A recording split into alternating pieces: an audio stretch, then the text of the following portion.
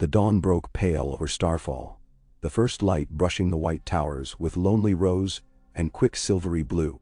Dawn's river whispered far below the sandstone buttresses, and the gulls wheeled in slow, plaintive circles, their cries smothered by the weight of an old prophecy newly stirred. Edric Dayne woke early, as he always did, for dreams troubled him. Visions in which the pale sword of legend blazed like a falling star and hissed with living fire every time he touched its quillons. In the dreams it was never he who wielded it, though. The hand that closed about the moonbright grip was slender, dusk-skinned, unscarred by scabbard work, the nails unblemished by the dull grime of training yards. The hand could have been his sister Illyria's, or Ashara's, or perhaps someone as yet unborn. Every morning, Edric rose before the bells and paced the Dawnspire's high walkways, listening to the river and asking himself whether he was meant to follow the dream or flee it. Above him, carved into the highest Merlin, the sigil of House Dayne, an 8-rayed white star on lavender field, gleamed with the kiss of first sun. It was a mark older than many crowns. Once, those rays had shone across Westeros in song and reverence, when the title sword of the morning was whispered with the same awe men kept for Valyrian steel. But the last bearer of dawn, Sir Arthur Dayne,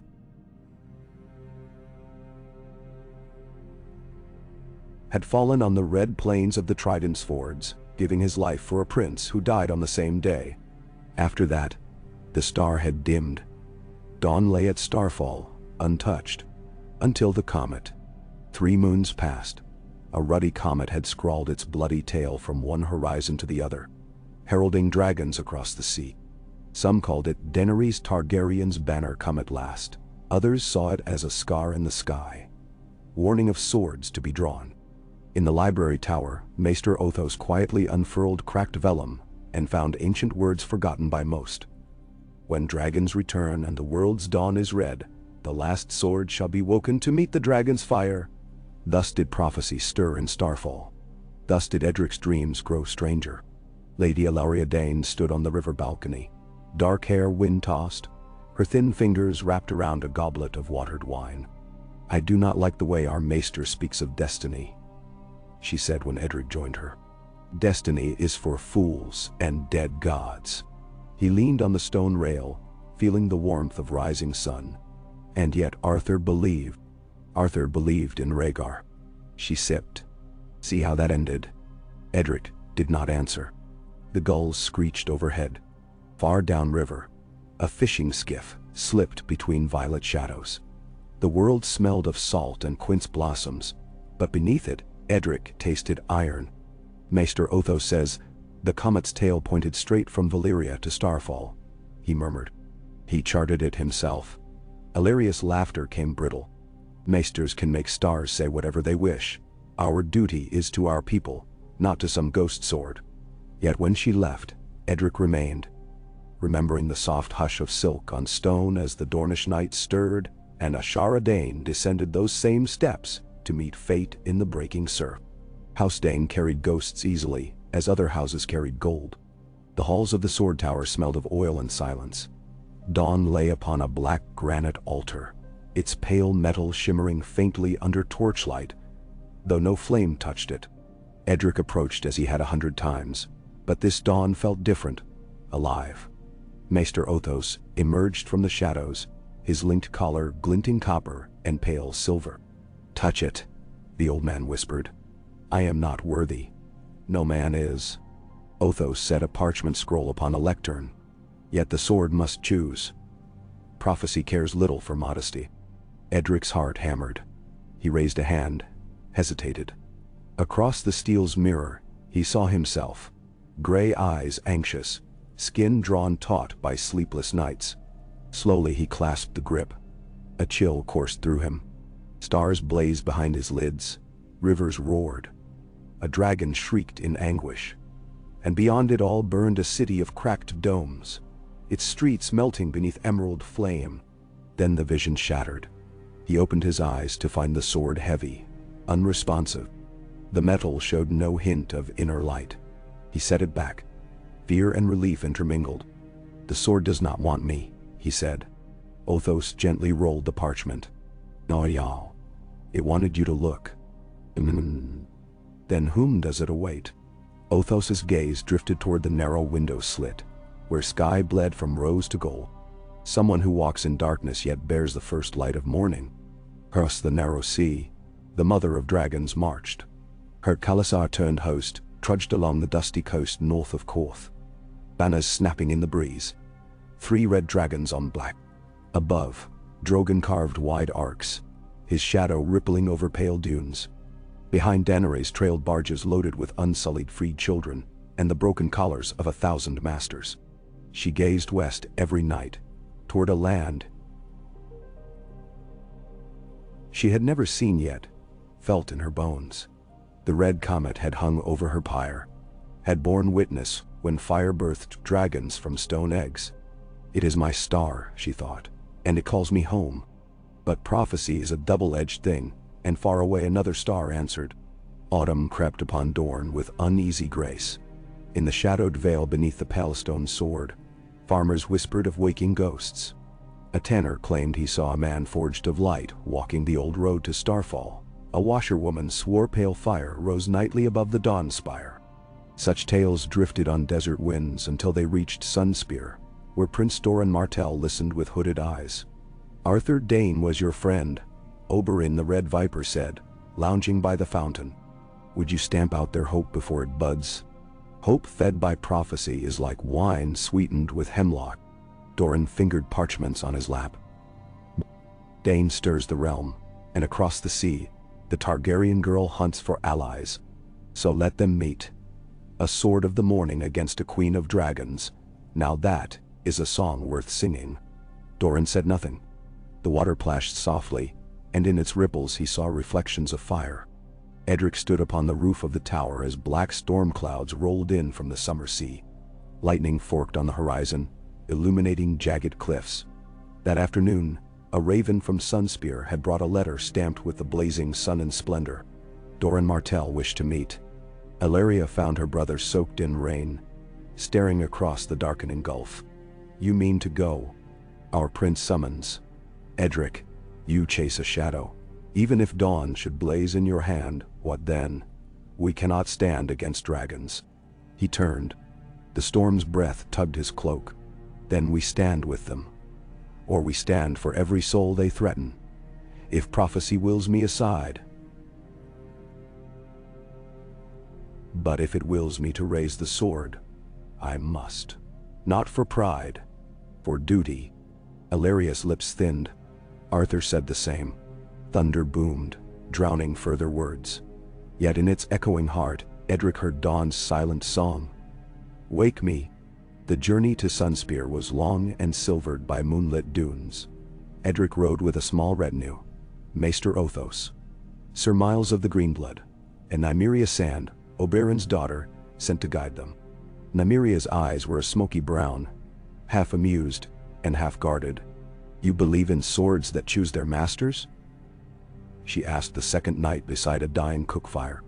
I believe in the weight of steel. And in dreams. Dreams can lie. Prophecy too. She fed the blaze a final brand, sparks leaping like fireflies. Just so you know, I once cut my foot on that sword of yours, sneaking through the crypt after bedtime. It did not glow. It only bled me. Edric smiled despite himself. Perhaps you are the chosen one. I was 8. I wept like a princess. Nymeria stood, stretching. If Dawn wants me, it can bloody well present a tribute first. The desert wind breathed. Chill. Somewhere beyond sight, a nightjar trilled a lonesome note. Edric wondered whether destiny often sounded like jest and half-sleep secrets. They reached Sunspear at dawn, the high walls painted in stripes of soft gold and crimson. The old palace hosted them in shaded courtyards and cool halls. Prince Doran met Edric in the water gardens amid orange trees heavy with blossom. The prince's gout swollen feet rested upon a velvet cushion, but his eyes were hawk-sharp. You come bearing an ancient worry, he said without greeting. I come seeking counsel. Doran's fingers tapped the arm of his wheeled chair. You fear Daenerys Targaryen. I fear what her dragons might do if unopposed. And you wish to pit dawn against fire, if prophecy wills it. Doran studied him for a long quiet minute. Tell me, when you held the sword, did the steel judge you? It showed me only ruin. Edric breathed slow. And a woman's hand claiming the blade. Then perhaps you seek the wrong champion. Doran's gaze flicked to Nymeria Sand, who stood at respectful remove. Or perhaps the sword shows the cost of hubris. A single blade, however bright, cannot check dragonflame. Edric bowed his head. Then guide me, my prince. How do we meet dragons? With patience. Doran signaled his servants forward. You will sail to Slaver's Bay under my banner. Speak to this dragon queen. Doran once knelt to dragons but never bowed its pride. Take with you the sword, but keep it sheathed. There may be truth in prophecy, but truth often lies hidden like a scorpion under sand. The lament of Lys unfurled pale sails and caught the morning breeze. Edric stood at the prow beside Nymeria, the sword Dawn wrapped in oiled leather upon his back. The water glimmered turquoise, dotted with white caps. First time on the summer sea? Nymeria asked. I trained in Old Town but never sailed so far. You will learn. She gestured at the horizon. The world is wider than prophecies and dead men's vows. Edric breathed salt air. Still, the vision clung. Burning streets and dragon screams. He gripped the rail until knuckles whitened. Weeks later they reached Astapor's shattered brick quay. The city reeked of smoke and rot. Slavers' whips no longer cracked, but corpses hung from spikes, food for gulls. A slender woman in black leather armor awaited them. Arek on hip, Dario Nahari's second lieutenant. Grey Worm had called her. She led them through crimson streets, where children chased broken toys. Finally they came upon a plaza where benches of pale marble flanked a huge tent of dark silk embroidered with three-headed dragons. Outside, unsullied in gleaming spears, stood silent guard. Within, Daenerys Targaryen sat upon a simple wooden chair. Her silver gold hair was braided with bells. Her violet eyes shone with morning calm. Drogon dozed coiled behind the throne, black wings half furled, nostrils leaking thin threads of smoke. Edric knelt. Your Grace, I am Edric Dayne of Starfall, sworn bannerman to Dorne. A Dayne. Her voice held curiosity rather than warmth. The sword of the morning once served my brother Rhaegar. My family remembers. He rose. I come to speak plainly. Plain speech is rare. He drew Dawn from its wrappings, but did not unsheath it. This is the blade my ancestor forged when first morning broke over Westeros.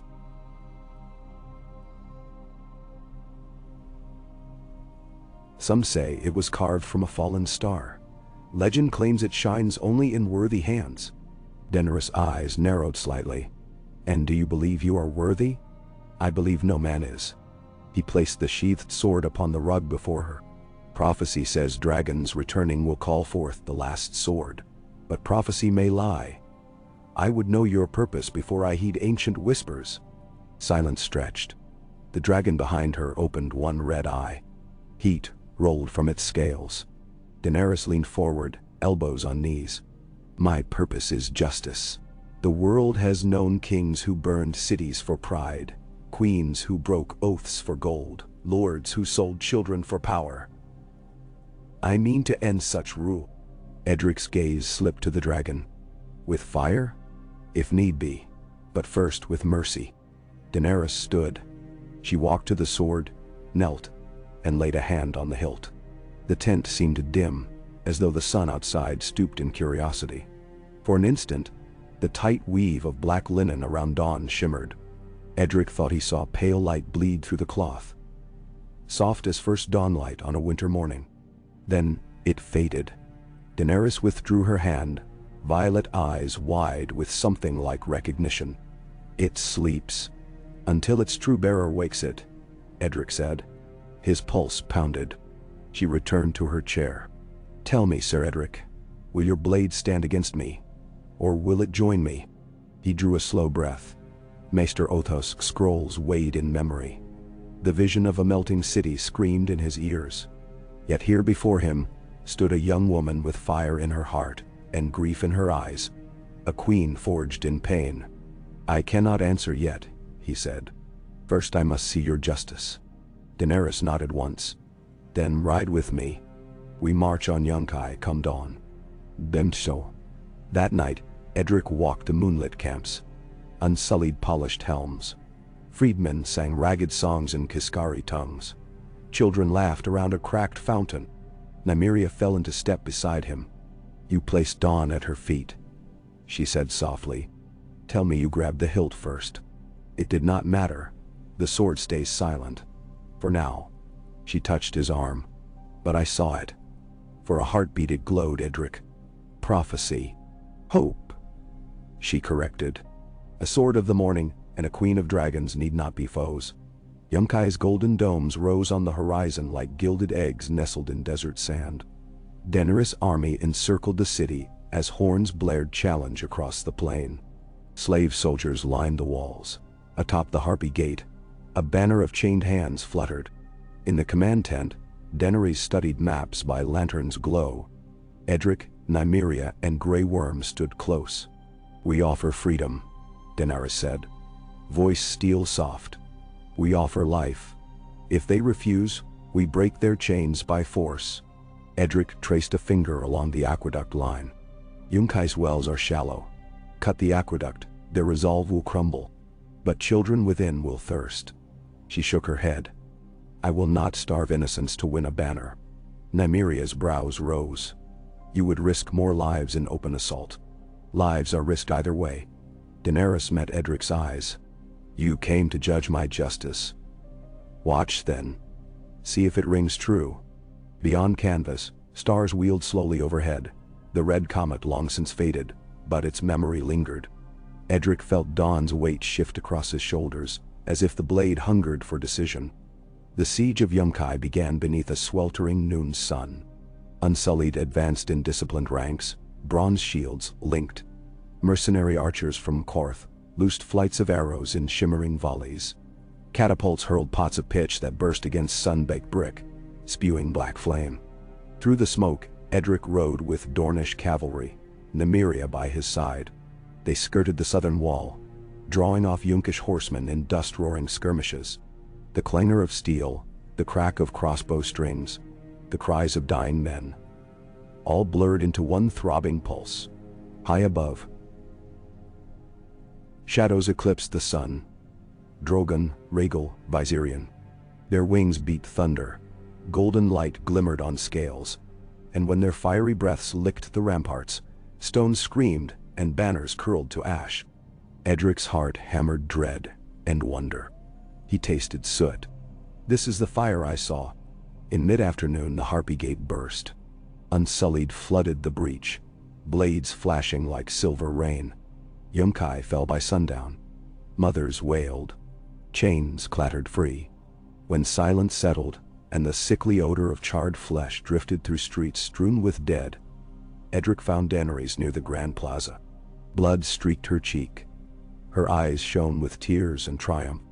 "I spared every child," she whispered. "But I could not spare every torch." He looked upon the smoldering archways, the bodies of slavers nailed to broken wheels. Mercy and vengeance mingled like smoke and incense. Prophecy's blade weighed heavier than ever. That night, beneath a sapphire sky, Edric knelt by a fountain where slave children bathed wounds. One girl, no older than 8, reached to touch the pale hilt protruding above his shoulder. "Light sword," she said in broken common. "You fight dragon." He smiled. "Not today." Her eyes shone. "Word fight dark. Dragon give light." Same. He froze, hearing echoes of Othos' words. Someone who walks in darkness yet bears the first light of morning. Dawn shifted, warm against his back. 3 days later, aboard the Lament of Lys once more, Edric watched Yunkai's soot-gray skyline recede. Daenerys stood beside him, wind whipping silver hair across her brow. "There's a city called Meereen to the north," she said. "Its masters will not fall easily. If they do, will you march west?" "Yes, I must." He drew the sword slowly. Moonlight washed over its pale blade, and for the first time in living memory, a faint pearlescent glow answered. Not a blaze but a whisper, enough to set scales of light flickering down the fuller. Daenerys drew sharp breath. It wakes. Edric offered her the hilt. A sword of the morning stands not against dawn but with it. She hesitated. Then her fingers closed over the grip. The glow brightened, spreading like sunrise across calm seas. Below decks, Drogon stirred restlessly. A low rumble trembled through hull planks. Yet Daenerys' gaze stayed steady on Edric's. "We share one path," she said. "Light and fire. And if the sword dims, then perhaps the dragon must as well." For an instant, Edric saw again the vision of a city torched by green flames. But now that image wavered, as though the future itself waited upon their bargain. Across the sea, Westeros remained in chaos.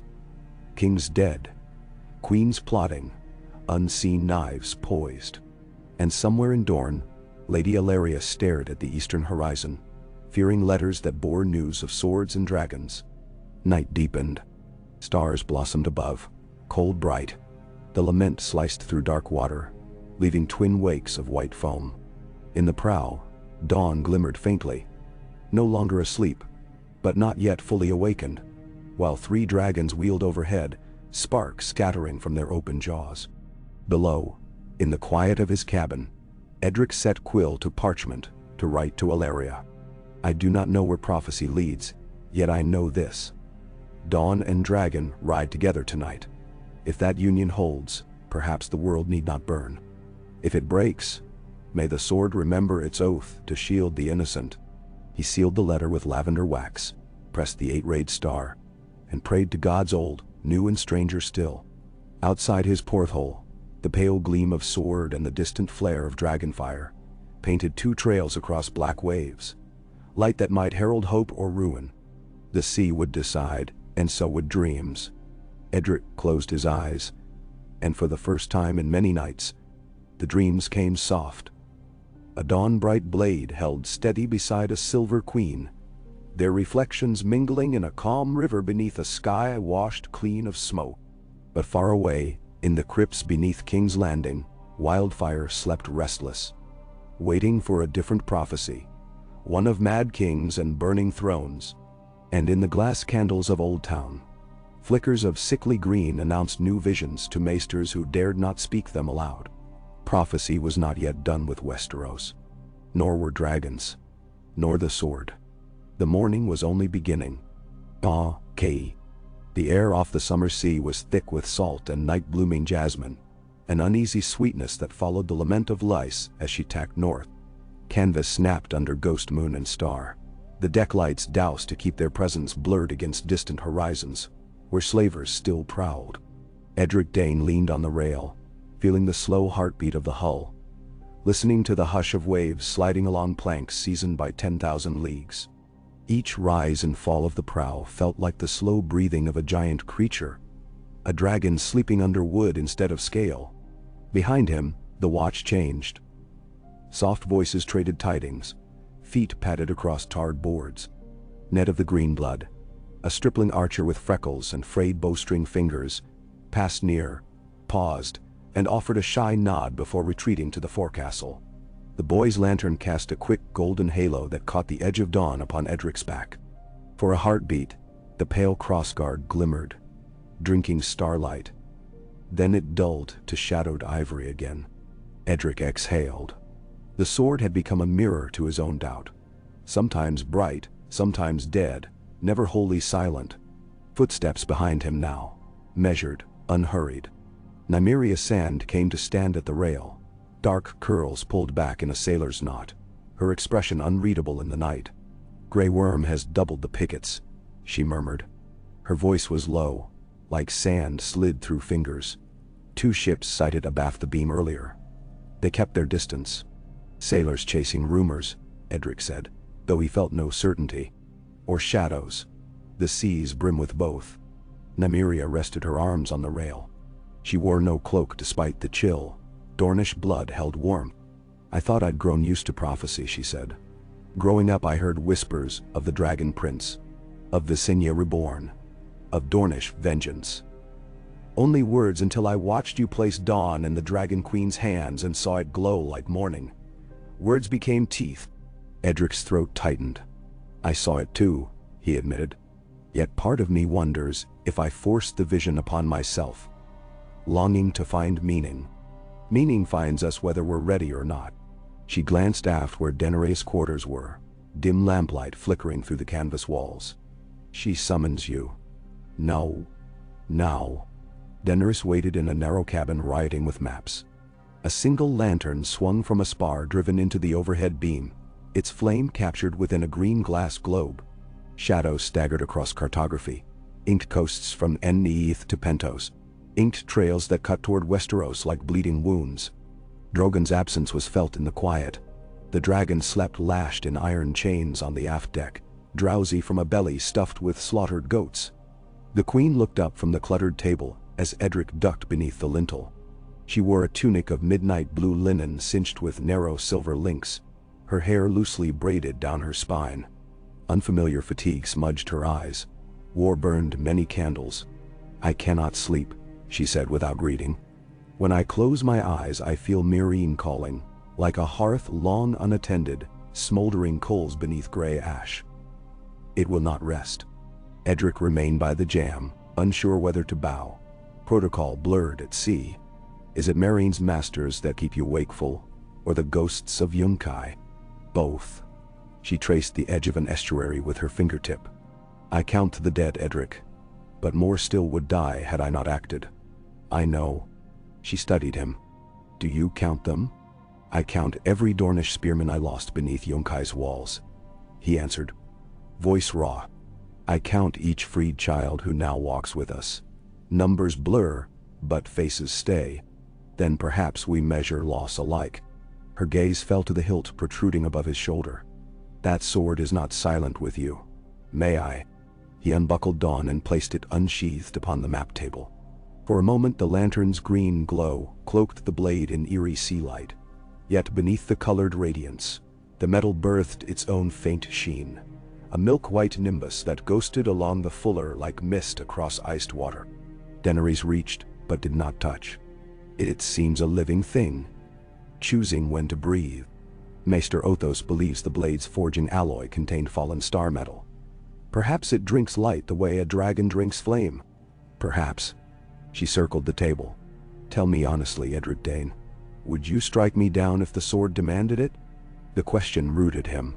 Lantern chains creaked overhead as the hull flexed. If prophecy declared you a tyrant, if you believed I'd become one. He considered, the vision of King's Landing writhing in emerald wildfire, screams echoing between shattering domes. But prophecy offered only hints, roads branching like cracks in crystal. I would try to stop you, he said at last.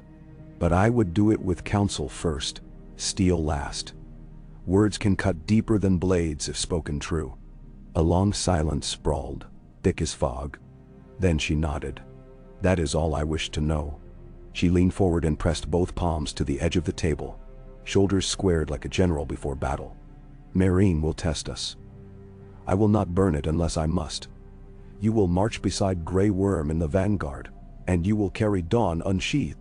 Edric's brow furrowed. To frighten? To witness.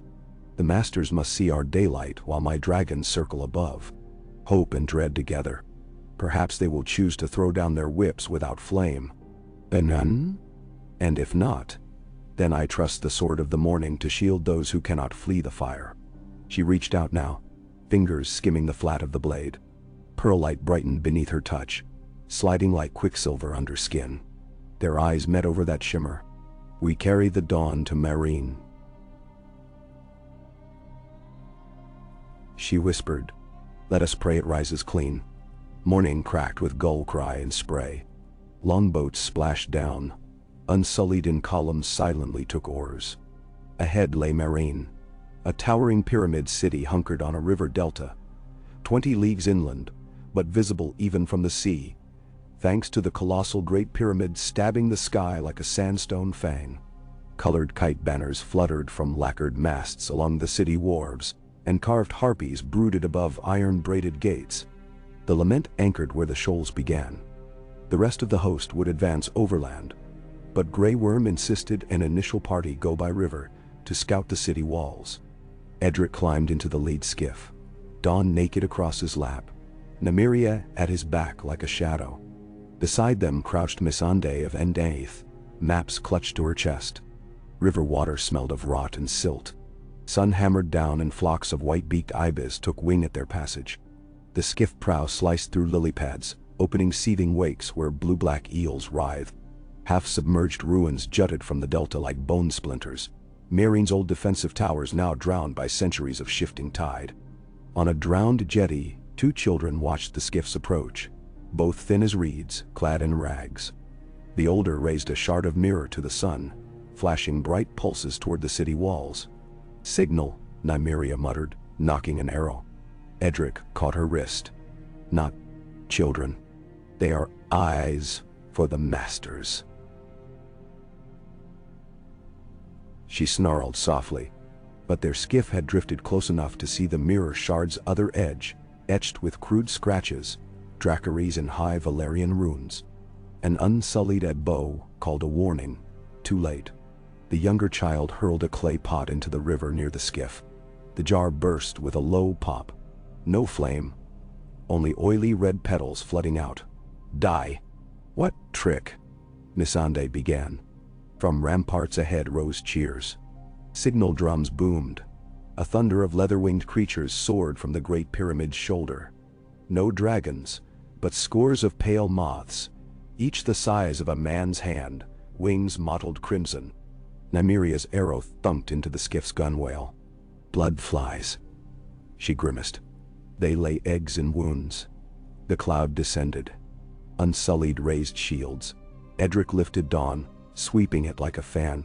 Where the blade's glow flickered, bloodflies recoiled, wings sizzling as if scorched by invisible heat. Edric swung in tight arcs, carving a shell of pale luminance around the skiff. Insects hissed, dropping into water or bursting mid-air. Within moments the swarm scattered, leaving only red dyes swirling like a newborn nebula on the river surface. Missandei stared at the sword. "I have read of daylight steel," she murmured. "Azertes Pier Mia in Valyrian. But I thought it myth." Edric exhaled, wrists aching. "We sail with many myths these days." They reached the steps of Meereen's river gate. By afternoon, armored high priests of the Harpy awaited them. 7 men in scaled bronze, serpentine spears and masks, shaped like leering bird faces. Behind, throngs of slaves peered from barred alleyways, chains rattling softly beneath hushed anticipation. Grey Worm stepped ashore first, voice cutting the dust. "Dragon Queen sends terms. Free your slaves, open your gates, choose life." The tallest priest removed his helmet, revealing not a priest but a woman, hair braided with golden wire. "I am Galaza Galare," she said in a voice sweet as poisoned wine. "On behalf of Meereen we accept audience, but not threats." "Now." Nymeria's hand drifted toward her belt knife. Edric set Dawn tipped down on sandstone, letting the blades glow steady. "We come neither as threat nor plea," he declared. "Only torchbearers. Light shows the path. Men choose whether to walk." Galaza's eyes lingered on the sword, measuring. "And if men choose darkness, then darkness reaps its own harvest," Edric said softly. A tense stillness. Wind tugged banners, carrying the faint roar of distant crowd. At length, Galaza inclined her head. "2 emissaries may enter. Leave your warriors without." "Them?" Grey Worm refused. Edric insisted. And so Edric Dayne and Missandei of Endaith followed Galaza through vaulted passages, draped in silks depicting the Harpy triumphant. They passed caged fighting pits, where starved bears circled barbed platforms, slick with old blood. They crossed terraces where slaves knelt doing stone-laced embroidery for masters who lounged upon cushioned dais.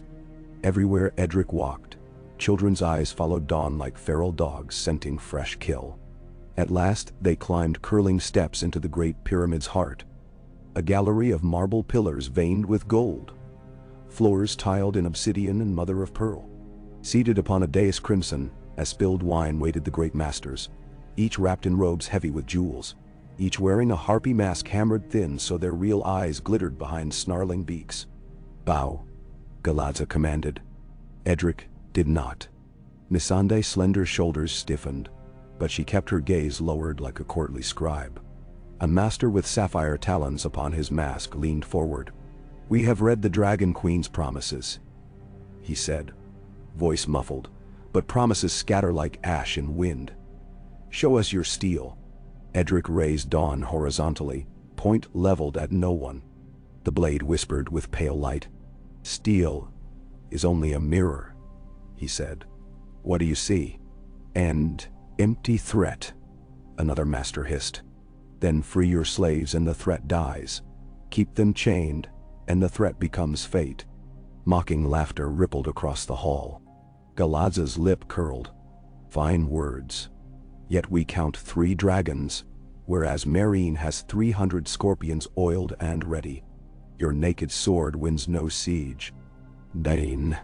Nor does a scorpion cage hope," Missandei countered calmly. "The Dragon Queen unshackles. The world now watches. Volantis whispers. Pentos shivers. Will Meereen be last to claim the future?" A subtle shift among the masters, nervous ticks in gloved fingers, unease behind metal eyes. But steel seldom yields to gentleness. The master with sapphire talons stood, spreading arms. "The Dragon Queen may try her flame and fail. For every freedman she champions, we will flay 10. For every dragon's breath we will release plague pots on her camps. We hold the high ground. We hold the city of Harpy." "Bandai." Edric felt Dawn thrum. A faint harmonic, almost a chord struck once, then hushed. He lowered the blade tip to the floor, letting it rasp across stone tile with a hiss like tearing silk. "I came to witness," he said. "I have witnessed. You have chosen." He sheathed Dawn in a single fluid motion. Masters recoiled, as though expecting some sorcery. None came. Only the echo of steel against leather lingered for a long moment. Galadza's lips curved into a smile hungry as winter. "Return to your queen. Tell her Meereen bows to no slim girl and no pale sword." "Dah." Missandei lowered her head. Edric turned, cloak swirling, and the 2 emissaries walked out beneath frescoes of chained kings and conquered peoples. Slave children peeked from behind drapery. One silent boy held high a pebble painted bright red, the color of the dragon's comet. He pressed it to his lips as Edric passed. Outside the river gate, Nymeria paced like a tethered leopard. She fell in beside Edric, while unsullied rowers loosened lines. "Bad? Worse than Yunkai." He recounted all, finishing as the skiff pushed into current. River gulls dove at floating carrion. The city's refuse system drained straight into the water. They will never yield by words alone. Nymeria wiped insect guts from her forearm. "Then we bring light, or we bring fire. But we must decide quickly." Daenerys convened council beneath lanterns hammered thin as eggshell, their light wavering like candle flame upon her companions' faces. "Barristan Selmy, Grey Worm, Missandei, Nymeria, Edric." Outside, the campfires of 40,000 men fretted against moon-silvered dunes. Dragons slumbered atop a stony ridge, 3 dark hills heaving with rhythmic bellows. Missandei spoke first. "The masters threatened plague pots." "Plague rots them already," Selmy grumbled. "The city stinks of flux. Poisoned water would end us before scorpions," Grey Worm added. Nymeria slammed her dagger on the map. "But we cannot linger. Siege or storm." Daenerys paced slow. "If I loose dragonfire, plague pots may burst all the same. If I besiege, slaves suffer." She looked to Edric. "What counsel from Dawn?" He weighed his words. "Take the pyramids and streets fall. But scorpions crowd the upper tiers. Dawn can shield a gate, but not the sky. Dragons can clear ramparts if they survive volleys." "Then," Selmy's whiskered lips tightened, "you propose dragons fly night raids? Under moon they're harder targets." "Moonlight also starves Dawn's glow," Nymeria noted. Yet perhaps a dragon need not destroy the scorpions, Edric said slowly. If we blind the gunners first. Daenerys' gaze sharpened. How? Fog, he answered. River mists at dawn pool thick along the lower terraces. We break aqueduct walls upriver. Flood groundside districts. Steam rises beneath desert sun. Grey worms unsullied push through drowned streets under cover. Dragons strike scorpion nests atop pyramids, one breath each, then wheel away before second shots. Nymeria's brow lifted. Flooding poor districts leaves thousands houseless. Many poor are enslaved, Missandei said quietly. Better wet feet than chains. Selmy tugged his beard. We will need sappers, ropes, and quicklime to open the aqueduct in time. Make ready, Daenerys commanded. At first light we raise a river. She looked at Edric. You will ride with the vanguard. Where the fog is thickest, dawn must shine to guide my unsullied. Mine. Edric bowed. So be it. Darkness before dawn held a hush older than language. Thousands stood poised along the flooded roadway. Spears and shields reflecting pale torch tips. Edric mounted a pale gelding, dawn-drawn, and held upright, like a banner of stillborn sunrise. Beside him Grey Worm fitted a new lacquered helm. Its cheek plates bore little silver suns, tokens from Dornish smiths. A horn moaned. Sappers blew their charges. Walls of the aqueduct shattered. Torrents crashed into alleyways, sweeping refuse and rotted straw before them. As the water surged, desert heat clashed with river chill, birthing roiling fog that swallowed street lamps one by one. Towers faded into ghost chimneys. Sound became muffled. Only the squelch of boots and gurgle of water remained. Edric raised dawn overhead. The blade pulsed. A bloom of mild radiance that neither dazzled nor vanished in mist but coagulated, thickening like pale milk swirling through tea. Unsullied closed ranks behind its beacon. They advanced at a trot. Fog shadows shifted shapes. A shed became a crouching beast. A toppled wagon, a hunched crone. Each corner taught caution anew. Twice a slave stumbled from a doorway, chains clattering. Unsullied shepherded them rearward, urging whispers of Dracarys. Ahead rose the southern Scorpion Tower, a wooden frame lashed atop a plaza arch. 5 slave soldiers manned the winch. 2 masters oversaw with whips. Through fog silhouettes blurred, but dawn's gleam betrayed Edric's position. 1 master barked. Crossbow string, crank ratcheted. Nymeria, somewhere, whistled thrice. From the rooftops leapt Dothraki screamers, curved blades catching ambient light only at the instant before impact. Slave soldiers scattered. 1 master's helm sheared in half. The other turned to flee. Grey Worm's short spear pinned him through the calf, dropping him to murkwater. Dothraki sabers finished the rest. Edric vaulted from horseback, slicing the scorpion rope. The siege engine creaked sideways, half sinking into flood. Fog hissed as first sunlight combed upper air, gilding the pyramid's giant harpy silhouette. A deafening roar split the gloom. Drogon diving. Edric glimpsed black wings folded tight. Then a blast of orange flame shredded the tower top. Scorpion arms splintered and whirled away like cinders. Drogon banked, vanishing into vapors trailing ember motes. The entire maneuver lasted heartbeats. Beyond, horns answered frantic. Alarm horns from higher tiers. The enemy was waking. Unsullied pressed on. Edric guided them along a colonnade where water lapped knee-deep. Slaves appeared in windows, faces lit by dawn, some calling prayers to Misa, others clutching babes. Few attempted to hinder the advance. Yet arrow loops peppered the mid-wall. Slender darts hissed out. One struck Edric's shoulder plate, skidding off to vanish in water. Another lodged in Grey Worm's shield.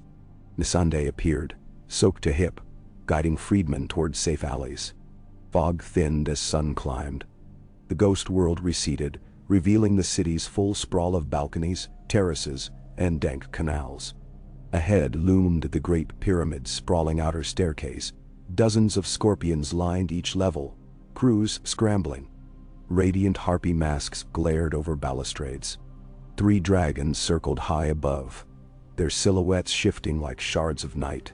Daenerys rode up on a smoky gelding, blue cloak plastered to armor. Soot smeared her cheeks. "We strike now." Edric raised Dawn, shouting to Unsullied. Phalanxes tilted shields and charged the base of the stairs, pounding up water-slicked marble. Archers on balconies loosed arrows. Dawn's glow blurred as Edric parried twice. Sparks meeting pearl flare. The blade felt lighter than air, almost eager, humming like plucked wire. Grey Worm's spear drilled a crossbowman through the chest. The soldier toppled, taking 2 others down the steps. Nymeria vaulted onto a balustrade, knees bent cat-like, loosing arrow after arrow. Blood spattered stone. Then the dragon's scream, visceral, primal. Rhaegal dove first, green-scaled neck rippling, venting a torrent of searing flame across a line of scorpions. Bolt shafts exploded. Crews melted into shrieking silhouettes. Viserion followed, white-hot fire blasting right flank. Scorpion bolts fired back. One whizzed past Edric to smash marble into shards. Another struck Viserion's wing membrane, punching a ragged hole. The dragon shrieked, but stayed aloft. Drogon saved the center, plummeting through smoke like wrath incarnate. He churned a cone of black-orange fire that engulfed the central balcony. Stone blazed red, then cracked. The balcony gave way, dropping siege engines into the plaza with a bone-shaking crash. With scorpions silenced, Unsullied stormed upward, hacking chains from slave guards, driving masters back toward upper terraces that now smoldered. Dawn carved through fog and smoke, every stroke an arc of dawn-colored light that left after images upon Edric's vision. At the pyramid summit, already aflame, Galaza Galare awaited, robe fluttering like the harpy's own wings. 2 praetors stood flanking her, ornate glaives leveled. Behind, a wrought iron portcullis barred the harpy throne chamber where the remaining council hid. Edric and Grey Worm ascended the final steps side by side. Galaza's voice rang, "Even dragons die, swordbearer. What will you do when your queen becomes flame-mad as her father before?" Edric halted 1 pace below the summit landing. "I will remind her of dawn," he said. "And if that fails, I will end night myself." Firelight flared across dawn. The blade brightened to near sunburst. Galaza's gaze faltered. She raised her staff, but Grey Worm lunged first, spear butt smashing her knee. She crumpled as Edric stepped forward, sweeping Dawn in a half-circle that caught both praetors mid-parry, severing halves and half armor alike. They fell. Edric turned the sword point to Galaza's throat. She stared defiantly. "Kill me, and you will wear a harpy mask tomorrow. Then let it be dawn for us both." He sheathed. Grey Worm dragged her aside. Unsullied axes tore the portcullis chains. Iron grated open. Within, the remaining masters groveled before Daenerys as she strode through smoke, cloak rim blazing with ember specks. She mounted the harpy throne, once gold, but now searing under dragon flame and dawn's radiance. She drew breath, voice ringing over the pyramid's bones. "People of Meereen, Nissa comes. Chains break today. Dot-I color." Slaves watching from lower terraces erupted in ragged cheers. Bells sounded from temples long silent. Dothraki screamers howled, triumphant. Edric slumped near a scorched pillar, lungs burning. Dawn's glow dimmed to ember glint. Satisfied, Nymeria found him, pressing a water skin to his lips. "What did Galaza whisper?" she asked. "That all rulers fall." He drank, then wiped his mouth. But dawn rises again, even over ruin. The city that afternoon smelled of steam and char. Slaves, freedmen, unsullied, and healers roamed avenues handing out bread and water. Meereen's siege gates unbarred their jaws. Refugees from countryside trickled in, anxious, curious, hopeful. Amid shattered scorpions, children danced with makeshift wooden dragons. Roaring playfully, Edric walked the morass alongside Daenerys.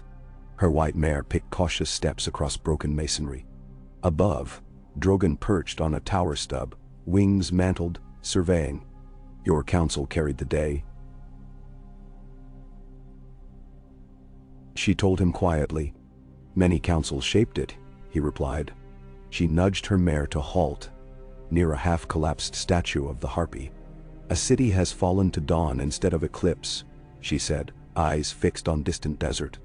Yet the vision that haunts you remains. Yes. Edric traced the rune lines etched near Dawn's guard. So eroded they were scarcely visible. I saw wildfire devour a city. I still see it. King's Landing. In the vision. He met her gaze. But prophecy is malleable. Perhaps the fire I saw was your dragon's flame if untethered. Perhaps it was another's madness. Cersei or some shadow of our lore. If that day comes, she said. Remind me of the fog that saved Meereen. Of children dancing, not burning. I will. She brushed her fingers over the sword. Again, it glowed. Faint but unmistakable. One day, it may blaze brighter than dragonfire. When that day dawns, we will know the world is ready. For what? For a ruler who carries light and fear in equal measure, and chooses light. Her voice was almost shy. A ruler worthy of mourning. Edric sheathed the sword. Titles bind, but deeds free. Keep freeing? She smiled, tired, fierce, and spurred her mare toward the sprawling plaza where freedmen assembled to cut the Harpy's great bronze chains. Edric watched until her cloak vanished in the swirl of dust and petals, thrown by cheering crowds. Nymeria joined him. You look older, she said. I feel younger. He exhaled. Overhead, the late sun painted pyramid scars in gold, as if gilding wounds to remember them healed. Maybe prophecy is less a destiny than a mirror. We choose what we see. Nymeria shrugged. Mirrors break easily. Swords too. She nodded skyward. Drogon's silhouette soared. A black comet against pink horizon. But dragons? Dragons keep flying. Night brought blood-red torches. A council convened in the shattered throne room.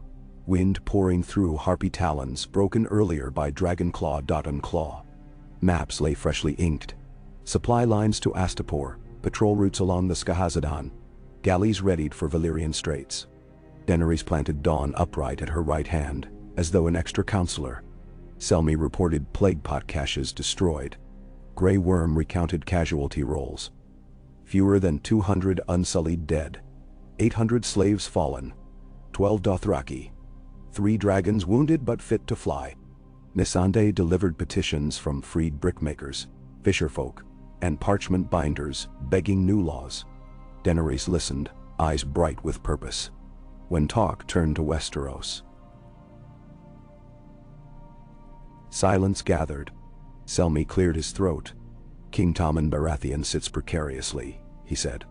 Cersei Lannister rules behind his crown. Lords reach for daggers. Meanwhile, Stannis camps at the wall. The realm fractures. Nymeria spread her palms on the table. Which means we must land soon or lose any welcome. Daenerys' gaze lingered on Dawn.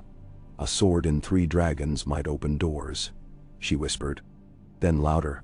But we cannot leave Slaver's Bay unguarded. Tyrants return like weeds. If I sail west too soon, I abandon those I swore to free. Edric spoke. Then leave Knights of Dawn behind. Others to carry the light. Who? Me, he said simply. Starfall's banners will hold Meereen and Astapor. Guide them to self-rule. Dorne's blood is stubborn. We know how to endure heat. Daenerys studied him. Lanterns flickered, reflecting in her eyes. Would your prince allow it? Prince Doran seeks peace. If Dawn can buy it, he will pay. Edric offered a half smile. Besides, prophecy may yet call me west. Swords travel. But for now, the blade can rest where Dawn is needed most. The council weighed these words in thick quiet. Finally, Daenerys nodded. "Until Meereen's first council is formed, I will accept your guardianship. But I will not ask you to stay when the moon sings of home." She reached for the sword, hesitated, then closed her hand upon the pommel and angled it outward in salute to him. Dawn blazed full for one brilliant moment, floodlighting every face. A hush claimed the hall. Even banners stilled as if in deference. Then the glow subsided, not vanishing, but settling into steady, watchful shimmer. Selmy exhaled a prayer. Grey Worm bowed. Missandei smiled as though witnessing birth. Nymeria muttered, "7, save us. The myths breed faster than rabbits." Later, Edric walked the city wall alone. The night was crisp. The fog of battle gone, replaced by desert stars. Millions of hard diamonds strewn across velvet. He set Dawn against the parapet, its edge catching starlight so that the blade seemed carved of the sky itself. A soft tread. Nymeria joined him, leaning elbows on crenellation. She offered a wineskin. He drank spice-soaked Dornish red. "Tomorrow we start burying the dead," she said. "You'll oversee it?" "Yes," he replied. "First the unknown slaves, then the unsullied. All with honors." He returned the skin. Nymeria traced a finger along mortar. "When you stay here, what becomes of me?"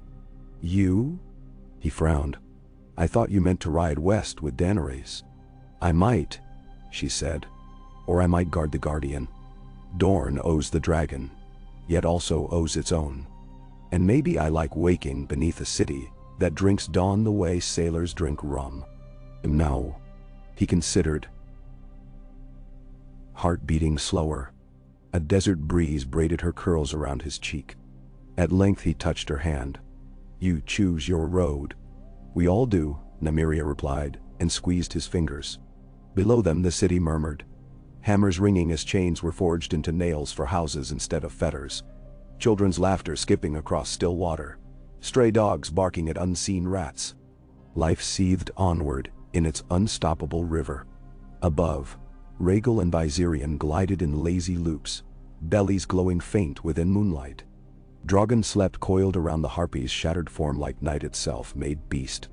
And perched on the broken beak tip, Daenerys looked out toward the Black Sea beyond the delta. Wind in her hair, a girl crowned by no circlet, but the songs of 1,000 freed voices. Edric watched her silhouette, small against the dragon's wings, and realized the vision had changed. Where once he saw wildfire consuming a city, now he saw dawn washing smoke-dark towers clean, turning them gold. Prophecy was a prism. Tilt it, and colors shift. Perhaps the sword of the morning's true task was not to kill dragons, or even to wield them, but to reflect light upon whichever path might lead away from night. He lifted dawn. The blade answered with a soft glow.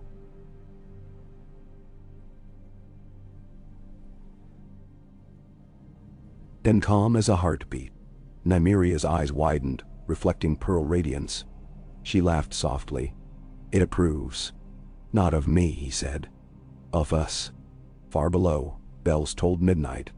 The first sand winds of a new day whisked across rooftops, scattering dust devils that glittered briefly in starlight, like tiny silver comets. Edric sheathed the sword, feeling its pulse beneath leather. He turned from the parapet and took Nymeria's hand.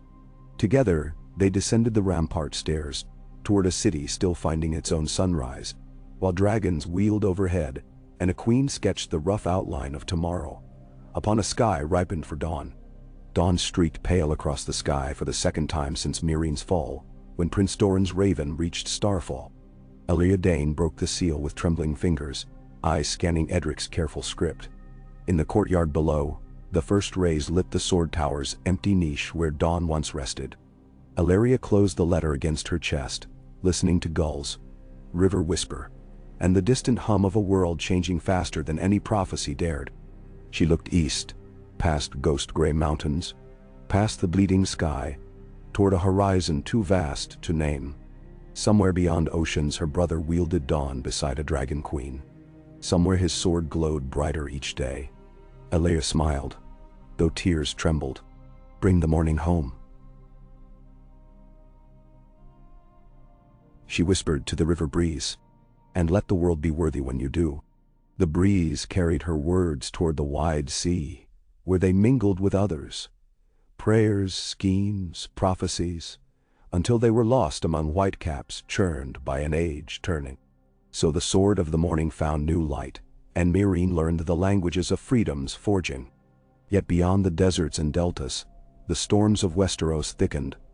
A lioness queen stockpiled wildfire in hidden vaults. A red priestess whispered of king's blood and ice demons.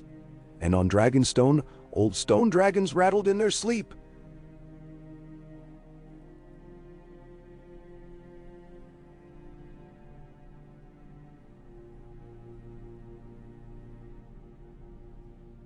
But dawn had awakened, and dawn never sleeps long.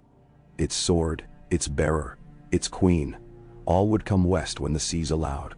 And when they did, night itself would tremble, whether to flee the light or to meet it with a fire all its own. The chronicles would one day call that reckoning the War of Morning and Fire. Yet on this night in Meereen, where cooled stone still hissed with dying embers, Edric Dayne simply closed his eyes, rested weary muscles, and dreamed not of prophecy but of lavender fields under Starfall's walls, where the first morning began, and where, God's willing, the last one might someday end in peace. The morning after Meereen woke under new banners, Edric Dayne found the city still humming with sleepless energy. Sunlight spread like liquefied gold across the roof tiles, drying last night's floodwater into white salt filigrees that traced every alley. Steam still drifted from cracked stones where dragonfire had vitrified their faces. Men chipped away the glassy scabs, carting them to smithies where melted rock might be reforged into jars, beads, or lucky charms.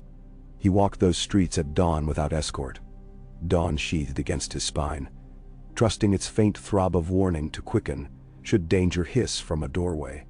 Merchants and freedmen watched him pass. They bowed sometimes, but more often they merely stared, curious, uncertain, as though still learning what a sword of light meant beside a breaker of chains. A few called out in rough Kiskari, "Sword of morning, show us the day." Edric answered only by touching the pommel, a silent promise that dawn continued even when the sun was hidden. Near the old fighting pits, he discovered a knot of former slaves imploring a gray-robed priestess who daubed their foreheads with chalky sigils. Her eyes glittered behind a gauze veil. When she looked up, Edric recognized Quaithe, the shadow bendress from Korth whose warnings had followed Daenerys like distant thunder. She raised her hand, palm painted with a blue eye, past and present wind as sisters. She whispered, "The sword screams in dreams." "I know," Edric answered, "but dreams do not command me. They illuminate." Quaithe traced a line through the air. "Light the path across poisoned water, or darkness will drink the world."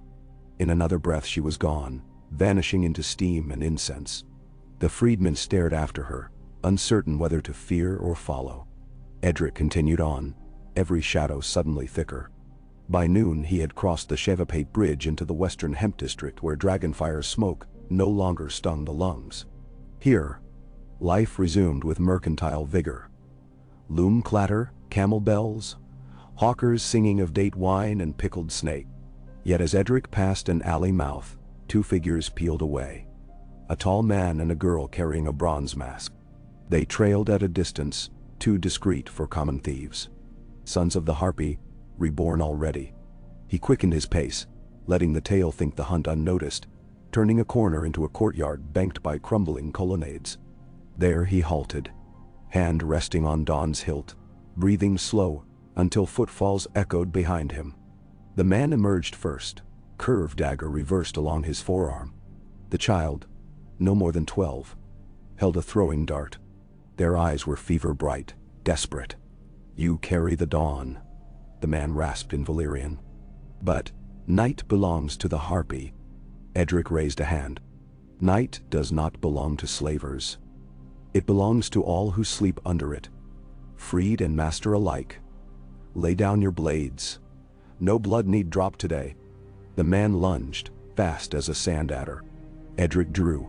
Dawn flickered. Steel whispered across steel, parried the dagger aside, not striking flesh. The child flung her dart.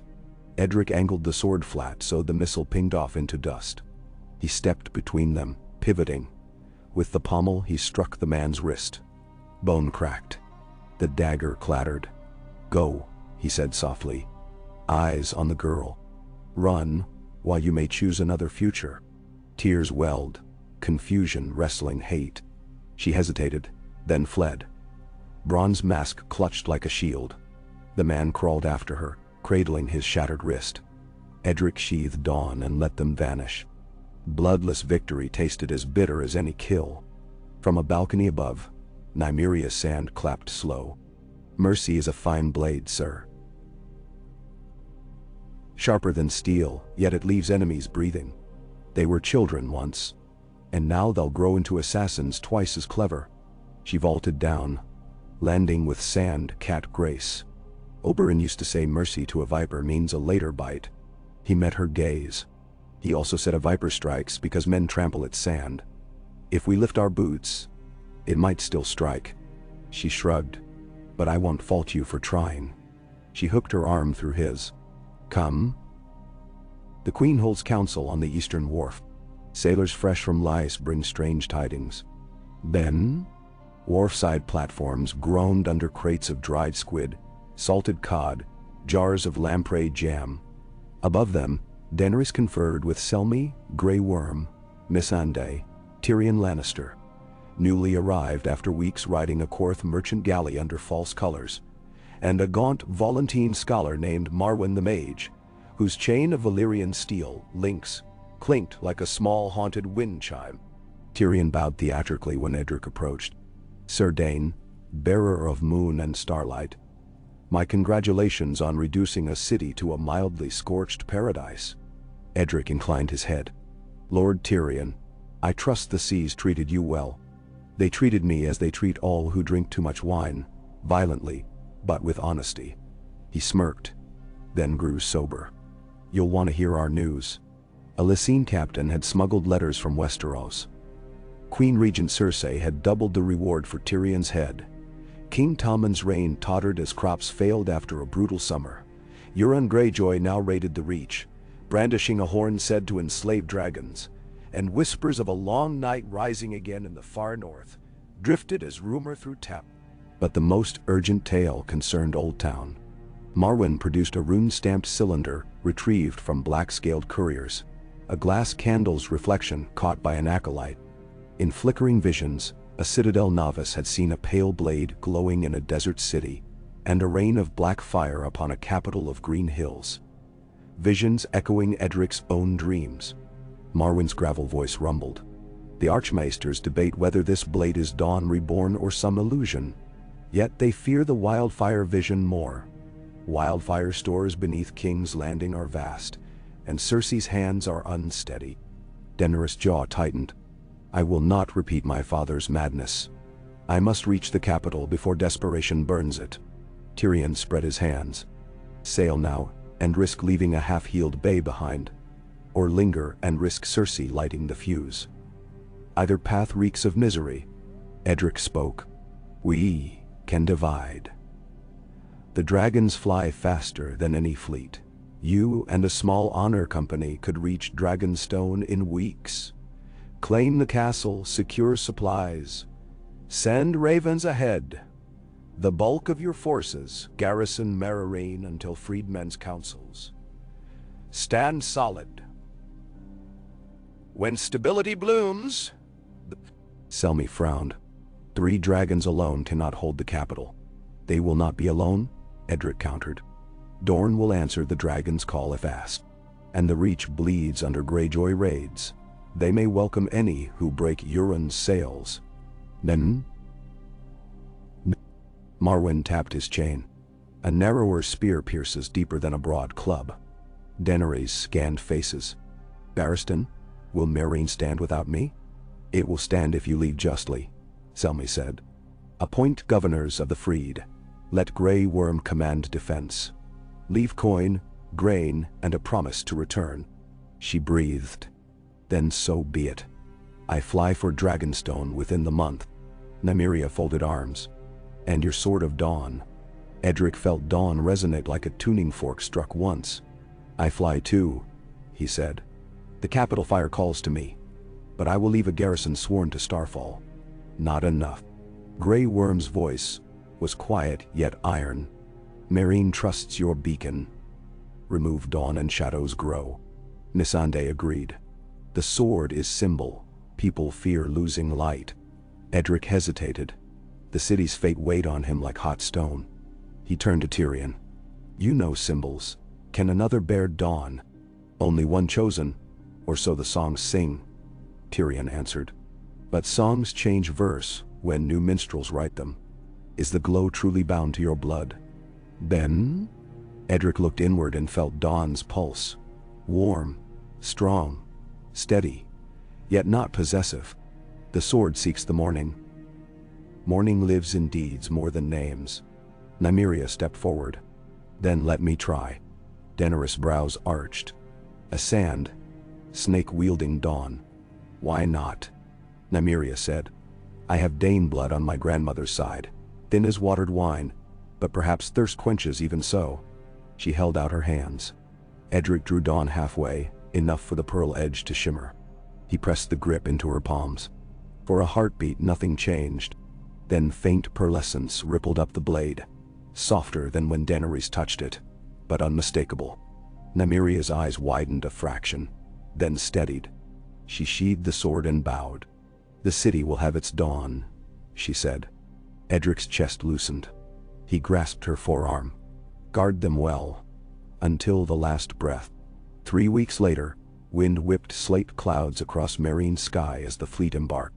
Daenerys took only 60 of her best unsullied, Barristan Selmy, Tyrion, Marwyn, Missandei, and Edric. 3 sleek war galleys painted with red dragons would hug the coast past Valyria, then cut for Pentos before dashing west across the narrow sea.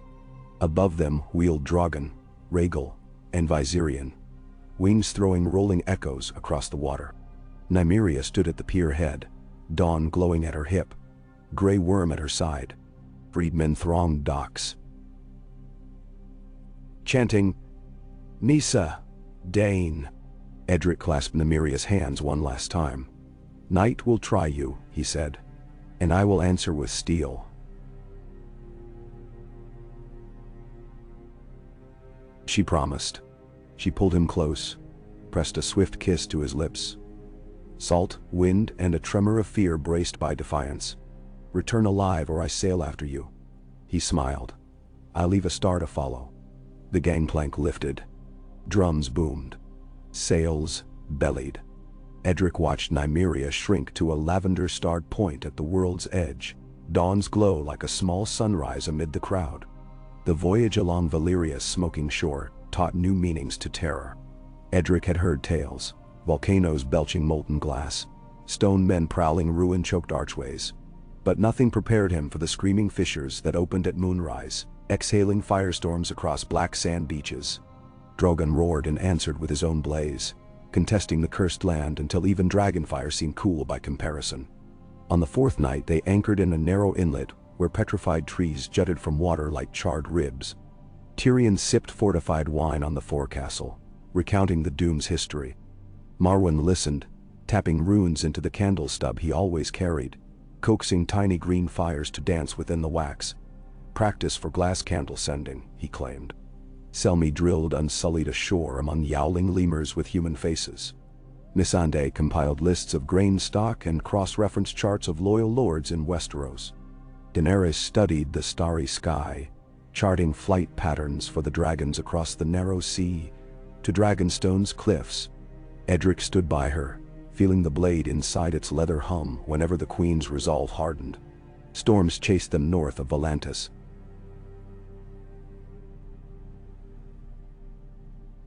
scattering refugees on makeshift rafts. Daenerys commanded rescue of as many as hulls could hold. Some carried tales of Golden Company galleys raiding stepstone villages under a banner of black dragon and red. Daenerys' face stilled at mention of Blackfire legends revived, but she said only, they may yet choose the true dragon. Farther west, near Mir, a slaver semigalley dared to shadow them, hoping to recapture Freed, who now crewed Daenerys' keels. Drogon's descent shattered that ambition in roaring fire. The wreck burned blue-green where chemical oils ignited, staining the sea with shimmering toxin. Edric saw the reflection of flame on Daenerys' cheeks, and wondered which shone brighter, the dragon or her resolve. Knights aboard the flagship, Wind's sister Edric, sparred with Barristan. The old knight's reflexes remained crisp. Sometimes his sword blurred like a dancing ghost, forcing Edric back until Dawn's pearly edge flickered angry white, and the old knight yielded with a chuckle. "Arthur lives in your wrist, lad." "No one lives in my wrist but myself," Edric answered between breaths. But Arthur's shadow walked close, each parry a memory of a tower of joy, fabled heroism, and death for dreams. Edric wondered if the blade would ever let him forget. Across the narrow sea, Dragonstone jutted from storm like a fanged crown. Sea dragons carved in basalt glowered through fog, stone wings stretched half-crumbled yet defiant. Edric's boots hit the ancient quay slick with moss. The dragons circled overhead, keen with homecoming. Smell of salt and sulfur reminded him of Starfall's cliff spray mingled with Meereen's burned brick. Two distant worlds met on this isle. No banners greeted them. Stannis Baratheon had marched north years prior, leaving garrisons drained. Those that remained surrendered at the sight of three dragons. Edric led an unsullied wedge through arched passageways thick with dust and echo, securing the Sea Dragon Tower, the Valyrian Room, and the great hall where twisted gargoyles hunched over candelabra long snuffed. Daenerys claimed the carved throne shaped like a black dragon coiling round a molten heart. She closed her eyes, fingers brushing armrests polished by centuries. "My mother bled here, giving me life," she murmured. "I return as fire grown." Tyrion surveyed cracked, stained glass depicting Aegon's conquest. "Convenient symbol, I. Now we must polish it for lords to worship." Missandei unrolled Raven's lists. Messages to Dorne, the Reach, the Riverlands. Barristan nodded. "And to the Wall. The North gasps against winter and wild dead. They will heed any who bring warmth." Edric's heart stilled. Wild dead. He'd heard mutters. The Night's Watch ravens ignored by Southron courts. Marwyn spoke of ancient others stirring again. Dawn, forged from a fallen star to fight darkness. Perhaps its destiny pointed north, not south. That night, Edric lay awake in a tower cell once used by dragonkeepers. Moonlight silvered volcanic stone. He dreamt of a white wasteland where black shapes moved beneath swirling snow. Armored corpses with sapphire eyes. Dawn glowed in his grasp like burning ice. A dragon screamed overhead, wounded, spiraling, smearing blood across aurora-lit sky. Then wildfire blossomed on a hill of skulls, green tides drowning everything. He woke soaked in sweat. Footsteps echoed. Marwyn entered unannounced, glass candle flickering emerald. "You saw them, didn't you?" the mage asked, voice like distant surf. "The dead men." Edric sat up. "Dream or warning?" "Both." Marwyn set the candle on a scarred table. "Valyrian glass eats dreams. Spits them through time. Mine showed the same. The capital's fire and the North's ice converge." Edric rubbed his brow.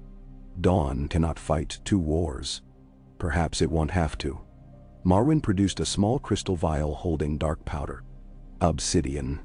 Dragon glass. The sword is star-forged, but not dragon glass. Still, starfire may cleave ice demons. We must test." Edric pawned the vial.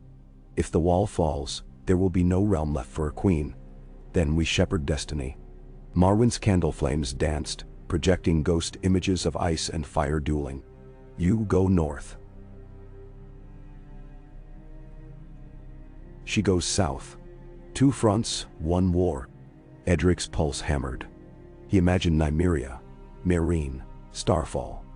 Then the blue eyes of a white staring through night.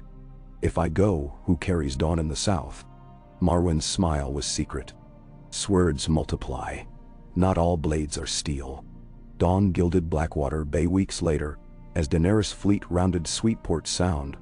Edric stood atop Dragonstone's highest parapet, spyglass raised, witnessing columns of dark smoke curling from distant city walls. King's Landing baked under late summer heat. Wildfire vapor shimmered above spires. Cersei had ringed the harbor with scorpion barges and mangonels. Tyrion calculated trajectories. If Drogon arcs along Flea Bottom's rooftops, he can cripple the Grand Ballista on Maker's Holdfast before bolts volley. Selmy objected. Too great a risk to the Queen. Edric listened, gaze roaming the horizons. Westeros' heart awaited liberation or doom. Yet his own heart tugged north, white winds moaning at the edge of hearing. At council's close, he approached Daenerys privately. "I must leave," he said.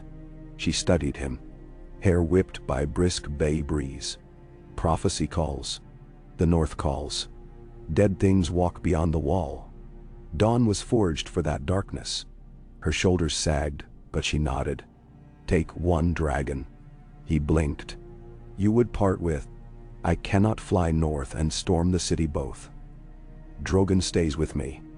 Viserion wing is still mending. Take Rhaegal, his fire burns brightest in cold." Edric swallowed. "I have never ridden a dragon. Fire listens to courage." She placed a hand over his. "You guided Dawn. Guide Flame." They climbed the wind tunnel, a spiral stair chiseled through volcanic rock, to the rookery where Rhaegal perched upon fused glass slag. The dragon's emerald scales shimmered amber at edges. Amber eyes tracked them warily. Daenerys murmured soft Valyrian. Rhaegal snorted smoke. She gestured to Edric. He approached, heart rattling. He shed sword belt, armor. Donned boiled leather flight harness, fashioned by unsullied smiths. Rhaegal's heat washed across him. Smelling of hot sand at noon. He touched the dragon's neck. Muscles rippled like coiled snakes. He grasped a horn ridge, swung leg over ridge of back. Daenerys spoke. "Say Solvatas. Rise." Edric exhaled. Solvatas. Rhaegal's wings snapped open.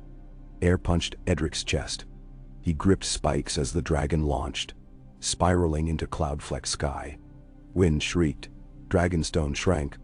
Terror blended with exhilaration, like diving from Starfall's cliffs into dawn-colored surf. He circled once, testing. Rhaegal responded to pressure of knees, lean of shoulders, telepathy of motion more than words. He banked east, then north, dragon roaring approval. Daenerys watched from parapet, Drogon coiling behind her. Edric guided Rhaegal into rising thermals, charting a course over the narrowing reach of Cracklaw Point. Across the neck, trace line of the King's Road, far beyond to the wall's jagged silhouette. A flight that might take galleys weeks could be crossed in 2 days dragonback, if wind generous. Before departure, he sought Tyrion, Selmy, and Marwyn. Tyrion handed him sealed letters for Jon Snow, now king in the north, crowned by banners in Winterfell. Selmy embraced him. "Arthur's blood rides with you. Make him proud."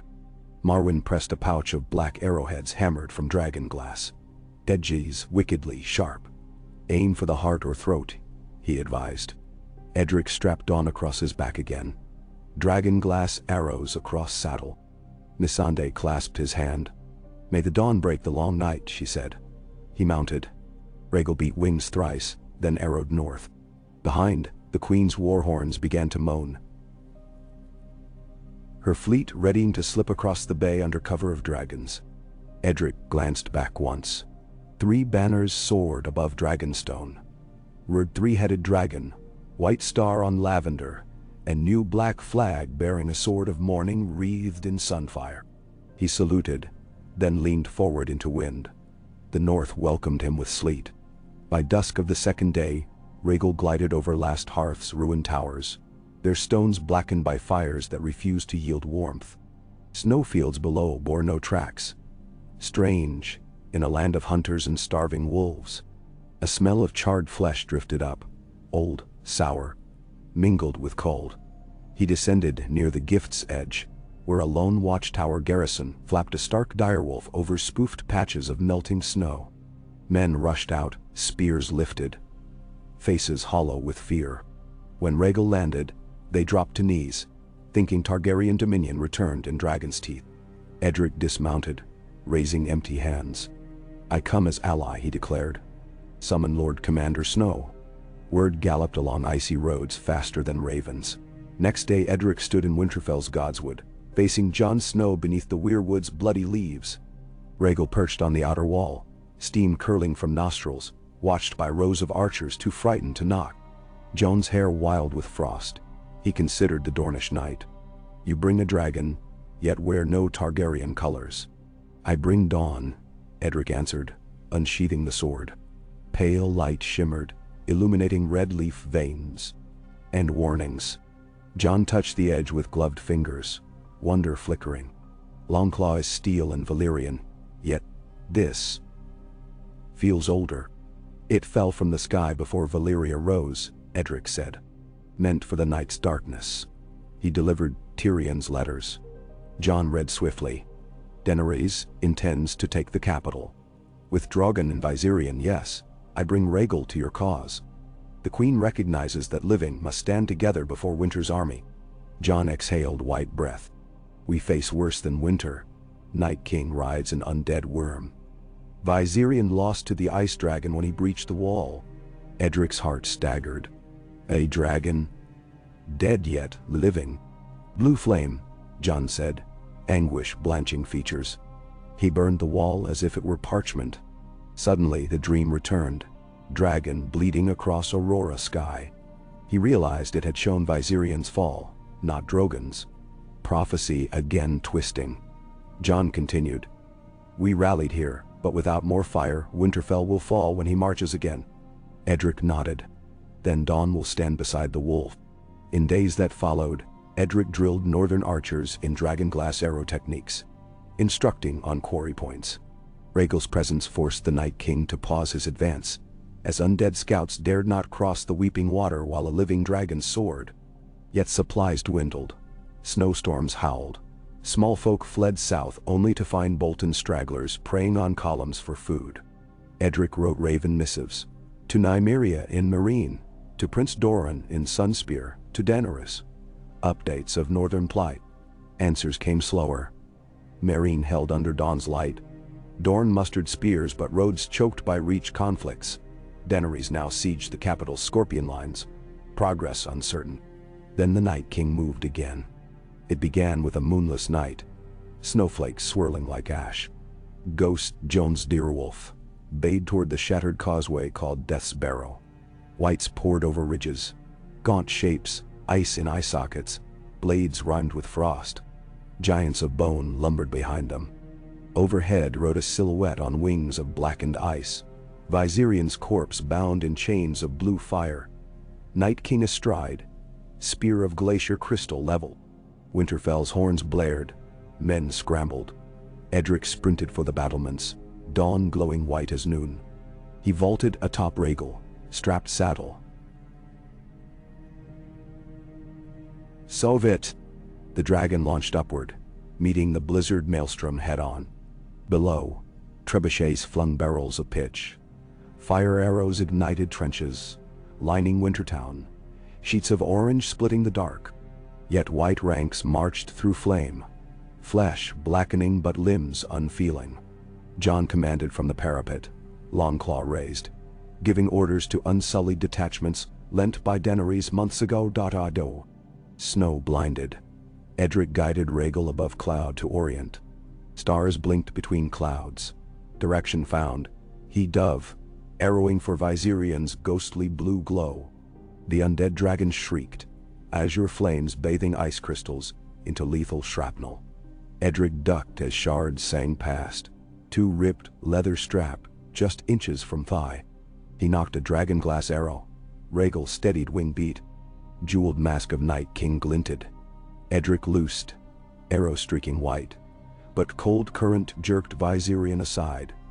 Miss. He circled, heart pounding. A second arrow kissed Viserion's shoulder, embedding. Blue fire sputtered briefly but reignited. Night King raised his spear, hurled. Rhaegal barrel rolled. The spear missed but shattered a ridge tower below. Northern archers scattered in screaming wood splinters. Edric's quiver held 7 arrows. The number felt symbolic. Dornish star rays. He prayed to whichever gods watched. Another pass. He loosed 3 in rapid volley. One struck Viserion's spine where a wound already gaped from the lake battle. Cracks spidered across necrotic scale, blue light leaking. Night King snarled soundlessly, spear conjuring again. But at that instant, from Winterfell's inner ward, a new brilliance flared. Nymeria Dayne. She had sailed upriver with 100 Dornish bows disguised aboard grain barges, rode cross-kingdom under snowstorms, and arrived unseen 2 hours earlier. Edric saw dawn now at her hip, glowing as bright as his own though muted by distance. She stood atop the roof ridge of the great hall, raising the blade like a beacon. Light split, forming a column that pierced clouds. Even wights paused, confused. Edric felt dawn in his scabbard answering, twin stars resonating. Strength flooded limbs. He wheeled Rhaegal, dove again. 5th arrow tapped quiver. He whispered an old starfall prayer taught by Ilaria. The arrowhead glowed faint pearl like the sword. He knocked, aimed where Night King's chest joined his dragon's and let fly. Wind dropped, arrow flew true, slow in Edric's perception, cutting snowflakes which vaporized on contact with starlight. It struck the Night King's armored breast. For breathless heartbeat nothing happened. Then the crystal ice armor fissured. Blue flame gushed. Night King's eyes widened. He clutched the arrow, but dawnlight pulsed through, spidering cracks across undead scales, through reins, into Viserion's chest where previous wounds glowed. A thunderous boom, like icebergs splitting. Split night. Blue fire imploded inwards, turning negative, sucking flame, and snowed die.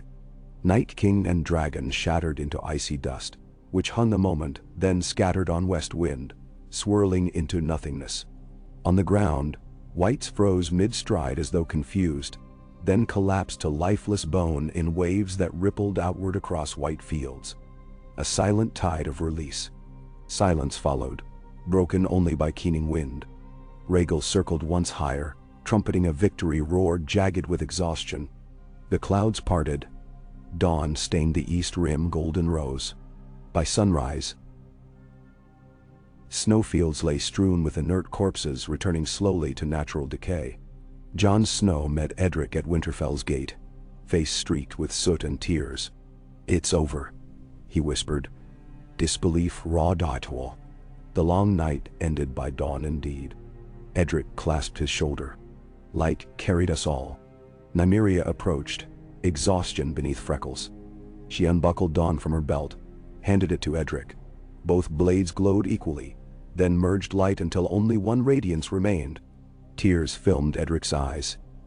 He kissed her brow. "You were the star I promised." Word spread across Westeros faster than any raven. The Night King fell to a dragon-glass arrow guided by twin swords of morning. Northern bards composed verses within hours. Dornish singers claimed lineage pride. King's Road clogged with riders bearing news south, messages that would reach Daenerys amid the siege's crescendo.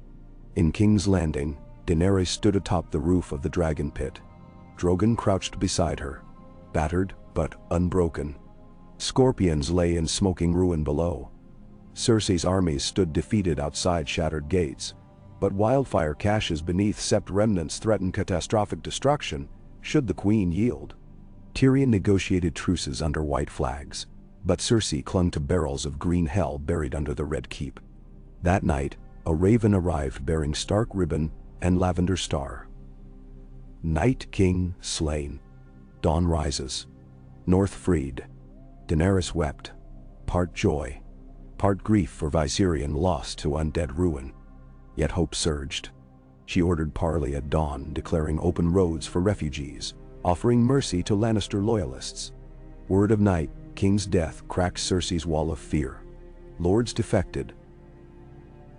Sellsword companies vanished by night. When morning came, wildfire barrels remained sealed. Cersei surrendered not to dragonfire, but to dawnlight promise. Peace, however fragile, required sinew more than song. Council convened in King's Landing's ash-cleared throne room weeks later, Jon Snow, Arya, Sansa, Gendry Baratheon, Davos Seaworth, Edric Dayne, Nymeria Sand, Tyrion and Prince Doran arrived via Sunspear Galley, debated new compacts. Daenerys proposed shared sovereignty. North autonomous. Dorne semi-independent. Small folk represented by elected voices in a reformed small council. Dragons pledged never to rule by fire unquestioned. Edric advocated for a Dawn Guard, an order of mixed knights from every kingdom, sworn to stand watch for threats beyond any one throne. Wild magic. Distant shadows. Greedful kings. Dawn would head their sigil, though the sword itself returned to Starfall when Edric eventually laid it to rest. The assembly assented. Marwyn cautioned of glass candles still whispering of eastern calamities.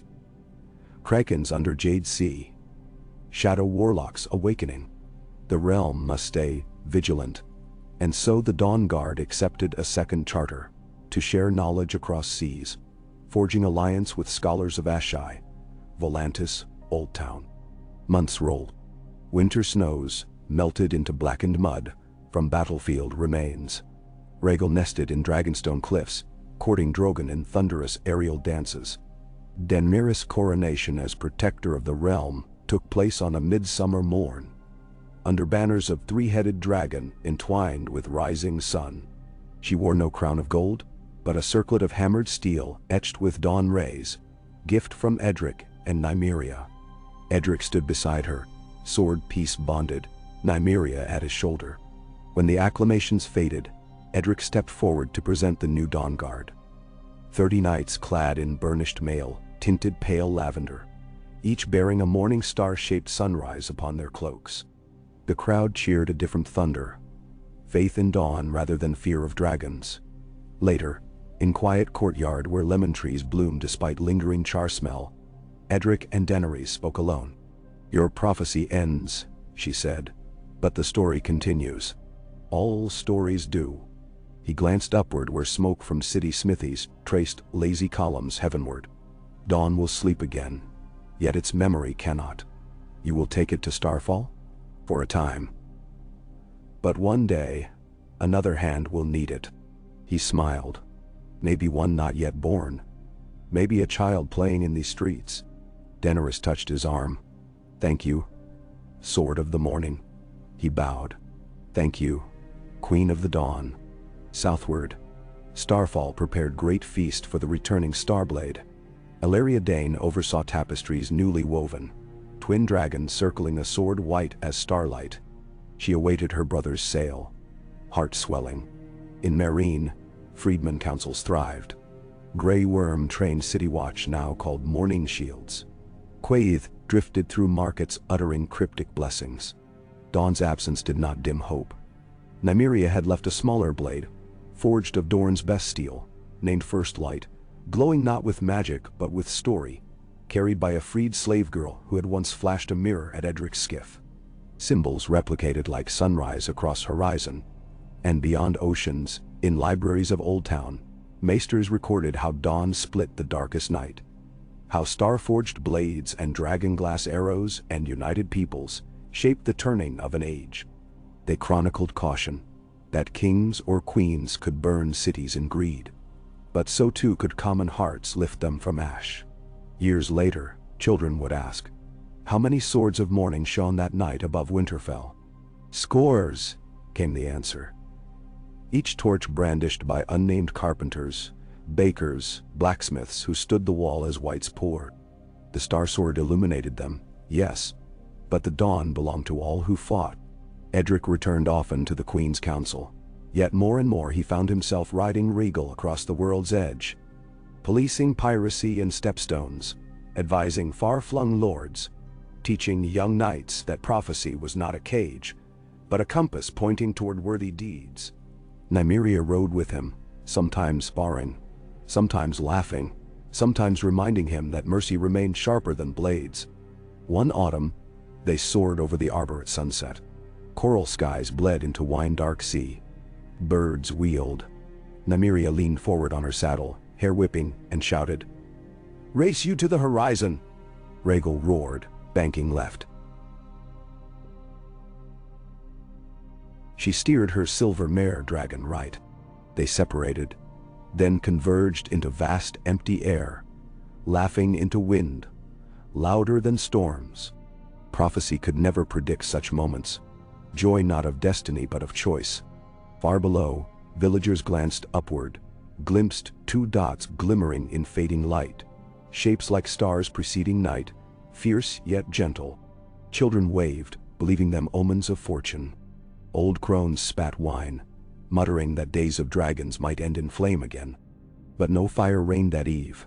Instead, twilight settled soft, and fishermen swore the moon rose brighter for the dragon's passing. When Edric grew gray at temples, he still carried dawn, though he seldom drew the blade. He found more power in words, in forging charters of trade between Marine and Gulltown, in funding orphan halls along King's Road, in teaching the Silent Sisters of Westeros to use lavender ink that glowed faint under moonlight, symbolic light for lost souls. People asked why the sword no longer shone bright. He answered, because morning no longer needs to prove itself.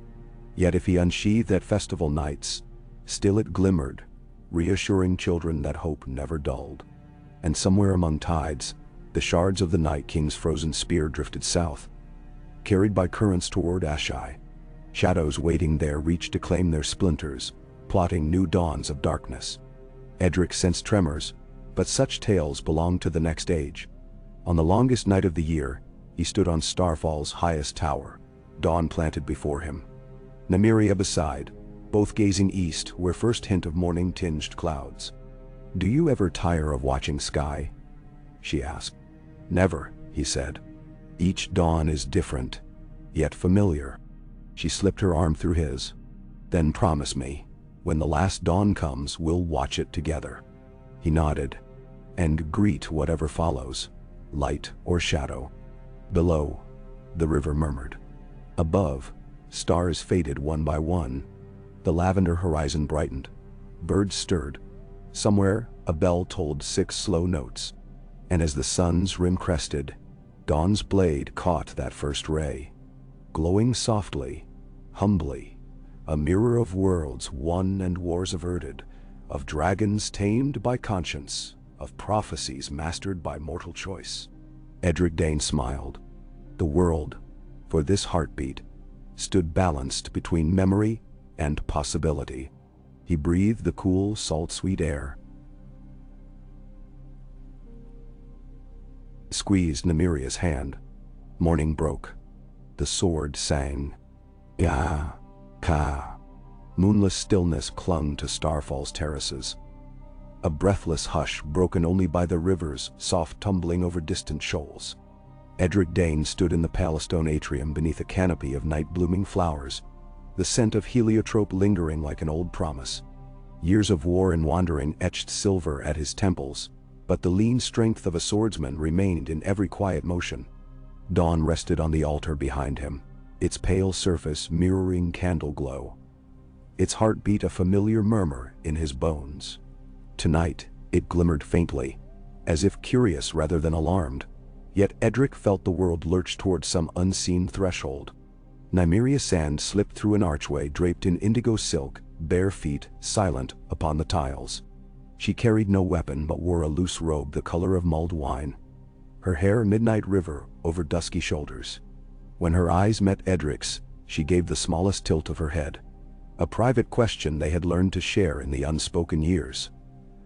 "Trouble," Edric answered with a sigh and the ghost of a smile. "Not yet. But soon." She padded to the altar, fingertips brushing Dawn's grip. The blade stirred, a white shimmer tracing the fuller before winking out.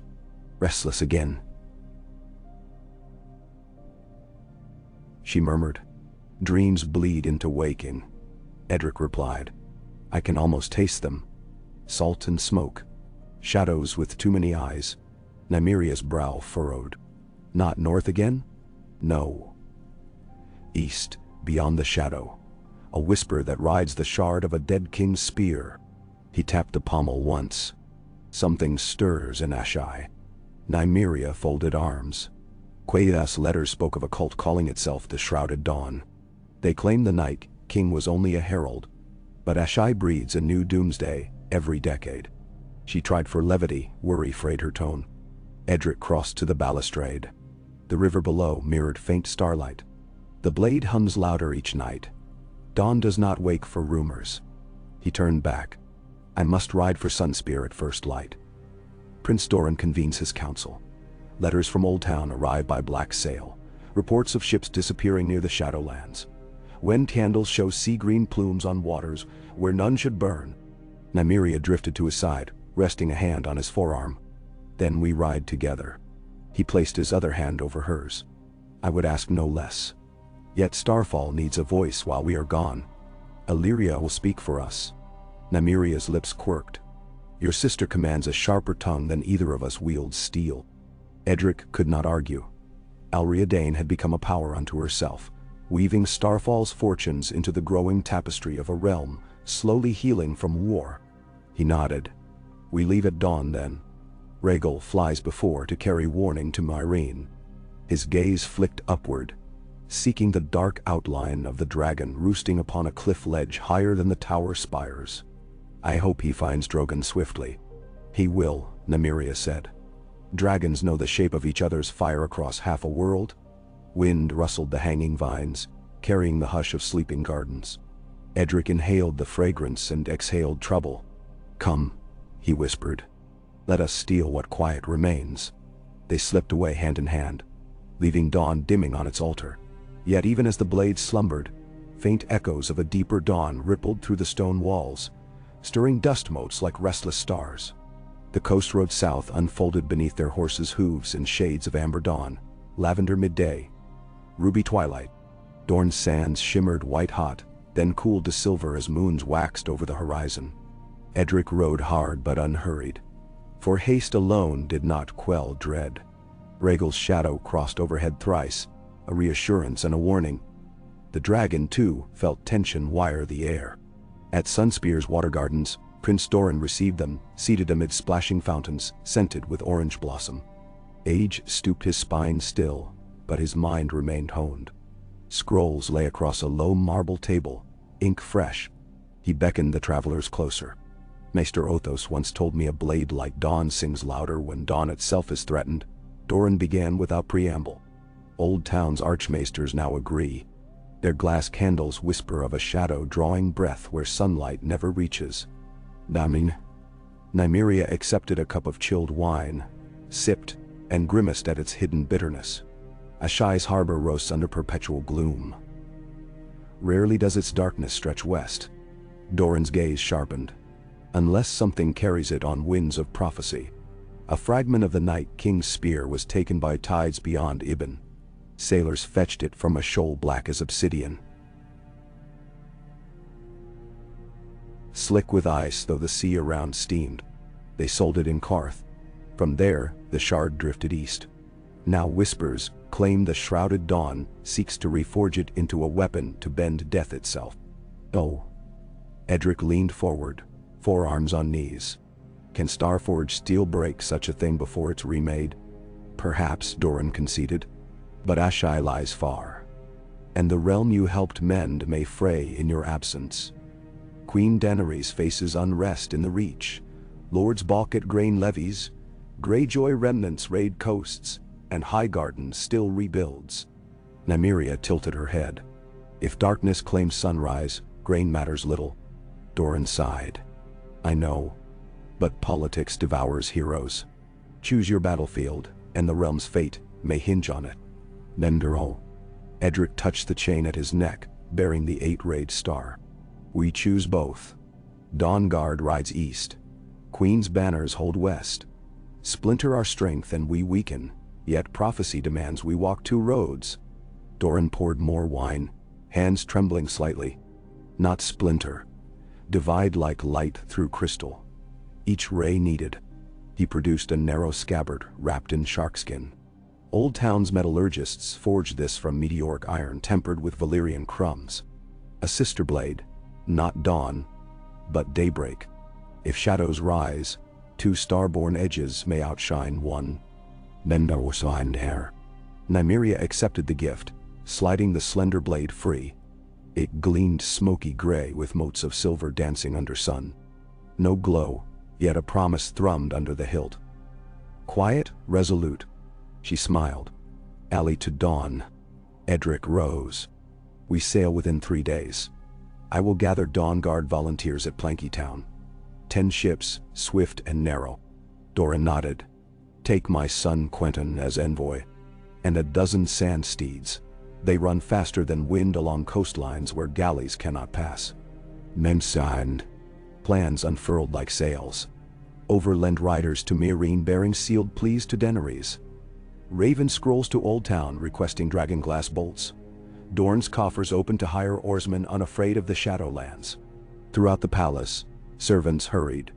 Scribes scratched parchment into long night. That evening, beneath a pergola strung with citron lanterns, Edric and Nymeria shared rare stillness. Cicadas throbbed in oleander. Nymeria laid daybreak across her lap, eyes on the blade's silent steel. Do you fear we chase a specter? Edric considered. Specters claimed the north. We met them in flesh of ice. Better to chase early than bleed later. Nymeria exhaled. Next, perhaps we'll fight living mountains or singing storms. Prophecy likes variety. He squeezed her hand. So long as we face them together. Departure bled crimson dawn across Plankytown's jetties. 10 sleek galeases waited. Hulls tarred against worm and wave. Rigging new. Dragon-scale banners snapped. A 3-headed red, a white star. A dark horizon pierced by sunrise. The Dawn Guard assembled. Knights of Dorne and the North. Free City's sailors sworn by coin and conviction. 2 former unsullied whose spears never missed. Among them rode Quentin Martell, earnest and sunburnt, his pride tempered by past missteps. Rhaegal launched from the chalk cliffs, tail-lashing spray, escort for the fleet's first leagues. By noon, Dorne's coast faded into a hazy promise. Gulls gave way to shrieking tern. Night skies deepened, moonhorns bleeding silver. The fleet skirted the summer sea's warm currents, chasing trade winds east. Days blurred into the rich tapestry of voyage. Pearl morning, blazing noon, violet dusk. Nymeria drilled archers in firing dragonglass arrowheads tipped with small alchemist vials that ignited on contact. Quentin studied star charts, tracing a line to Korth, then arching past the jade gates. Edric walked decks at night, dawn humming low, eyes lifted to constellations. Each night, he dreamt sharper.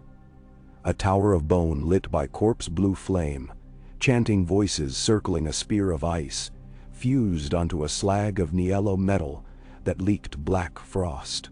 On the 16th day, mirages shimmered on the horizon. Korth's jade domes and ivory spires. Colorful barges clogged the harbor, but something was wrong. No incense braziers burned. No perfumed merchants flocked to quays. Silence reigned.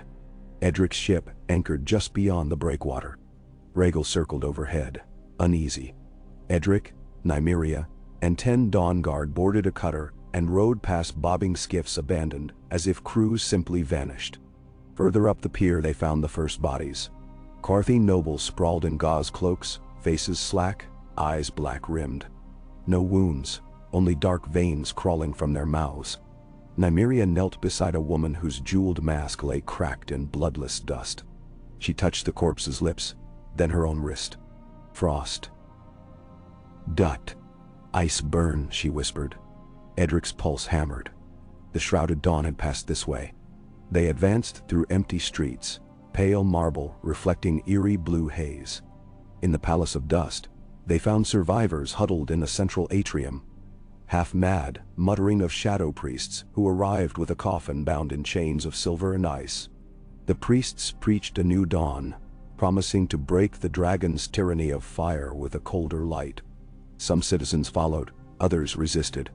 Those who resisted died without mark, save for frost in their lungs. Nymeria's eyes hardened. Where did they sail? A trembling merchant pointed east.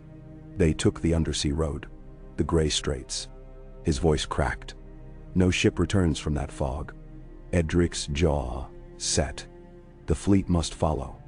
But as they made to leave, a hush fell across the atrium. A tall figure stood in the doorway, face hidden behind a mask of moonstone sculpted into a featureless visage. He held a staff tipped with translucent shard that pulsed faint blue. Around him, 8 acolytes draped in onyx robes. The shrouded dawn had not fled entirely.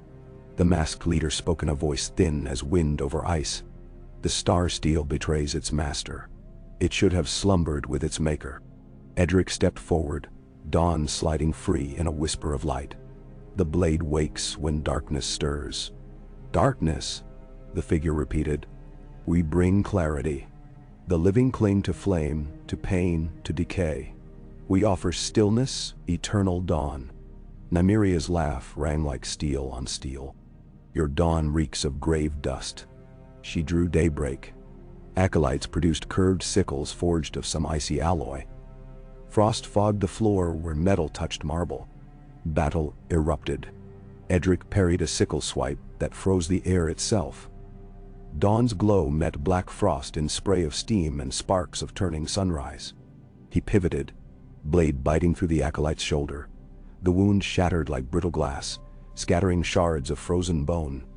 Beside him, Nymeria danced quick as summer wind, her sister blade daybreak crackling with pale stardust that melted each icy weapon it met.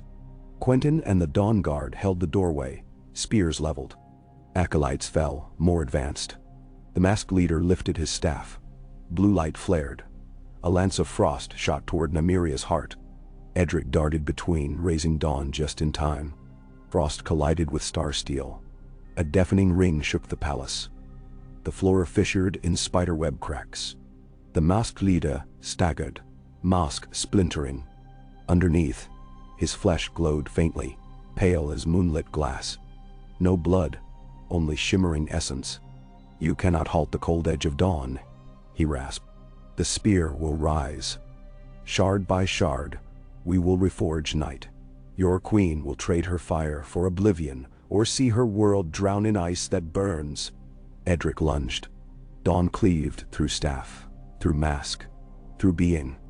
The figure exploded into a bloom of blue shards that dissolved upon air. The remaining acolytes collapsed, frost bleeding away. Silence returned. Nymeria's breath came quick. Edric touched her cheek. Warmth there. They exchanged a look heavy with unsaid fear. If one shard had birthed such power, what horrors awaited wherever the main body of the spear was bound? They torched the corpses, leaving star-steel runes carved into the palace pillars warning any cult stragglers. Light weights, blade drawn. The fleet sailed within hours, Korth's harbor burning behind them. Pyres to cleanse frost with flame. Edric wrote a raven letter to Daenerys, sealing it in dragon sigil wax. The shrouded dawn marches east with spear fragments. They preach cold sunrise. Their frost kills cities silently. We follow through gray straits. Ready your dragons for a war of fire and dusk beyond known maps. Rhaegal carried the raven westward, winging into gathering dark. The fleet pressed on into pale seas where stars refracted strange, and waters hissed against hulls as though tasting them for weakness. Days passed. Fog swallowed sky and sea alike. Mastheads vanished in swirling dim. Compass needles jittered. Crewmen heard distant horns echoing through mist. Lonely, mournful. One night, phosphorescent tendrils writhed just beneath the surface, trailing the ships like ghost jellyfish that never surfaced. Another dawn, they found an Ibanese trading cog adrift. Crew frozen statues at their posts, eyes wide with final terror. Quentin Martell began to mutter prayers to the Seven and the Royne Mother both. Even stalwart unsullied tightened spear grips, when deck planks creaked wrong. On the 30th day, the fog parted to reveal broken towers jutting from the water. An ancient city half drowned, stone black and slick with salt. At its center rose a tower of bone Edric had seen only in dreams. Spires twisting like petrified tentacles, crowned by a circle of ever-burning blue flame.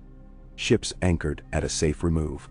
Edric, Nymeria, Quentin, and 20 Dawn Guard disembarked in longboats, rowing through silent canals between ossified walls. Dawn and daybreak glowed faintly, reflections rippling in still water. No birds, no wind, only the distant crackle of cold fire.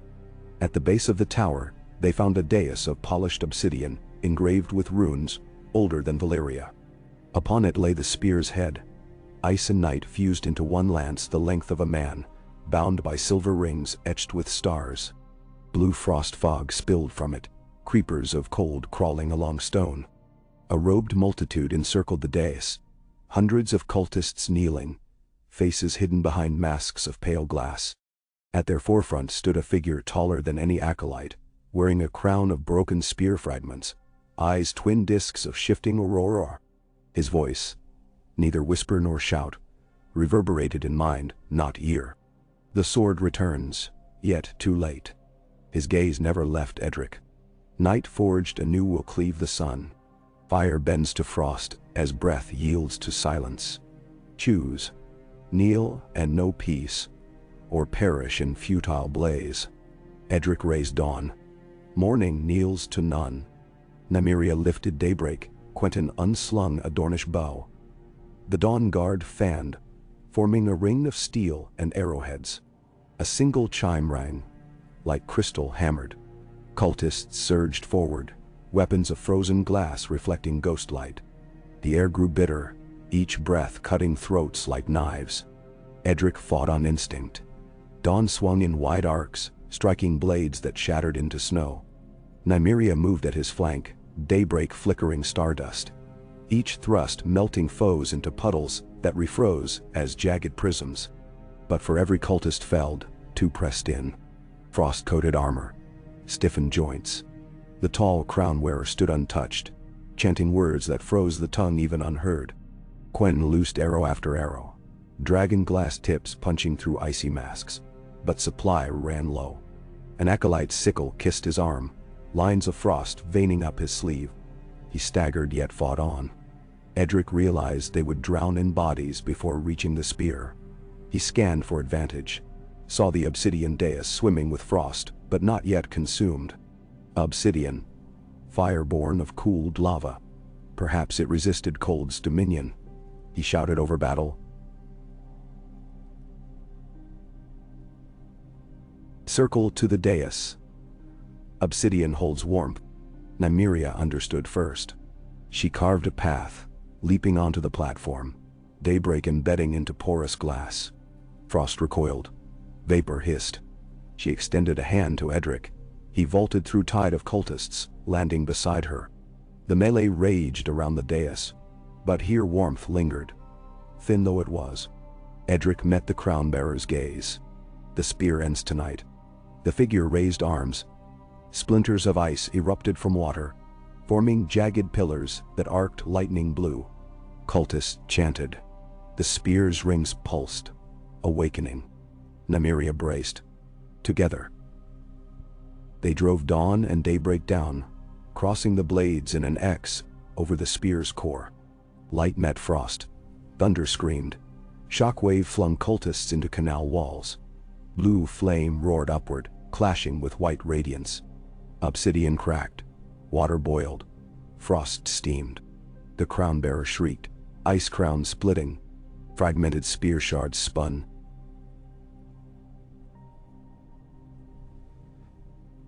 Seeking hosts.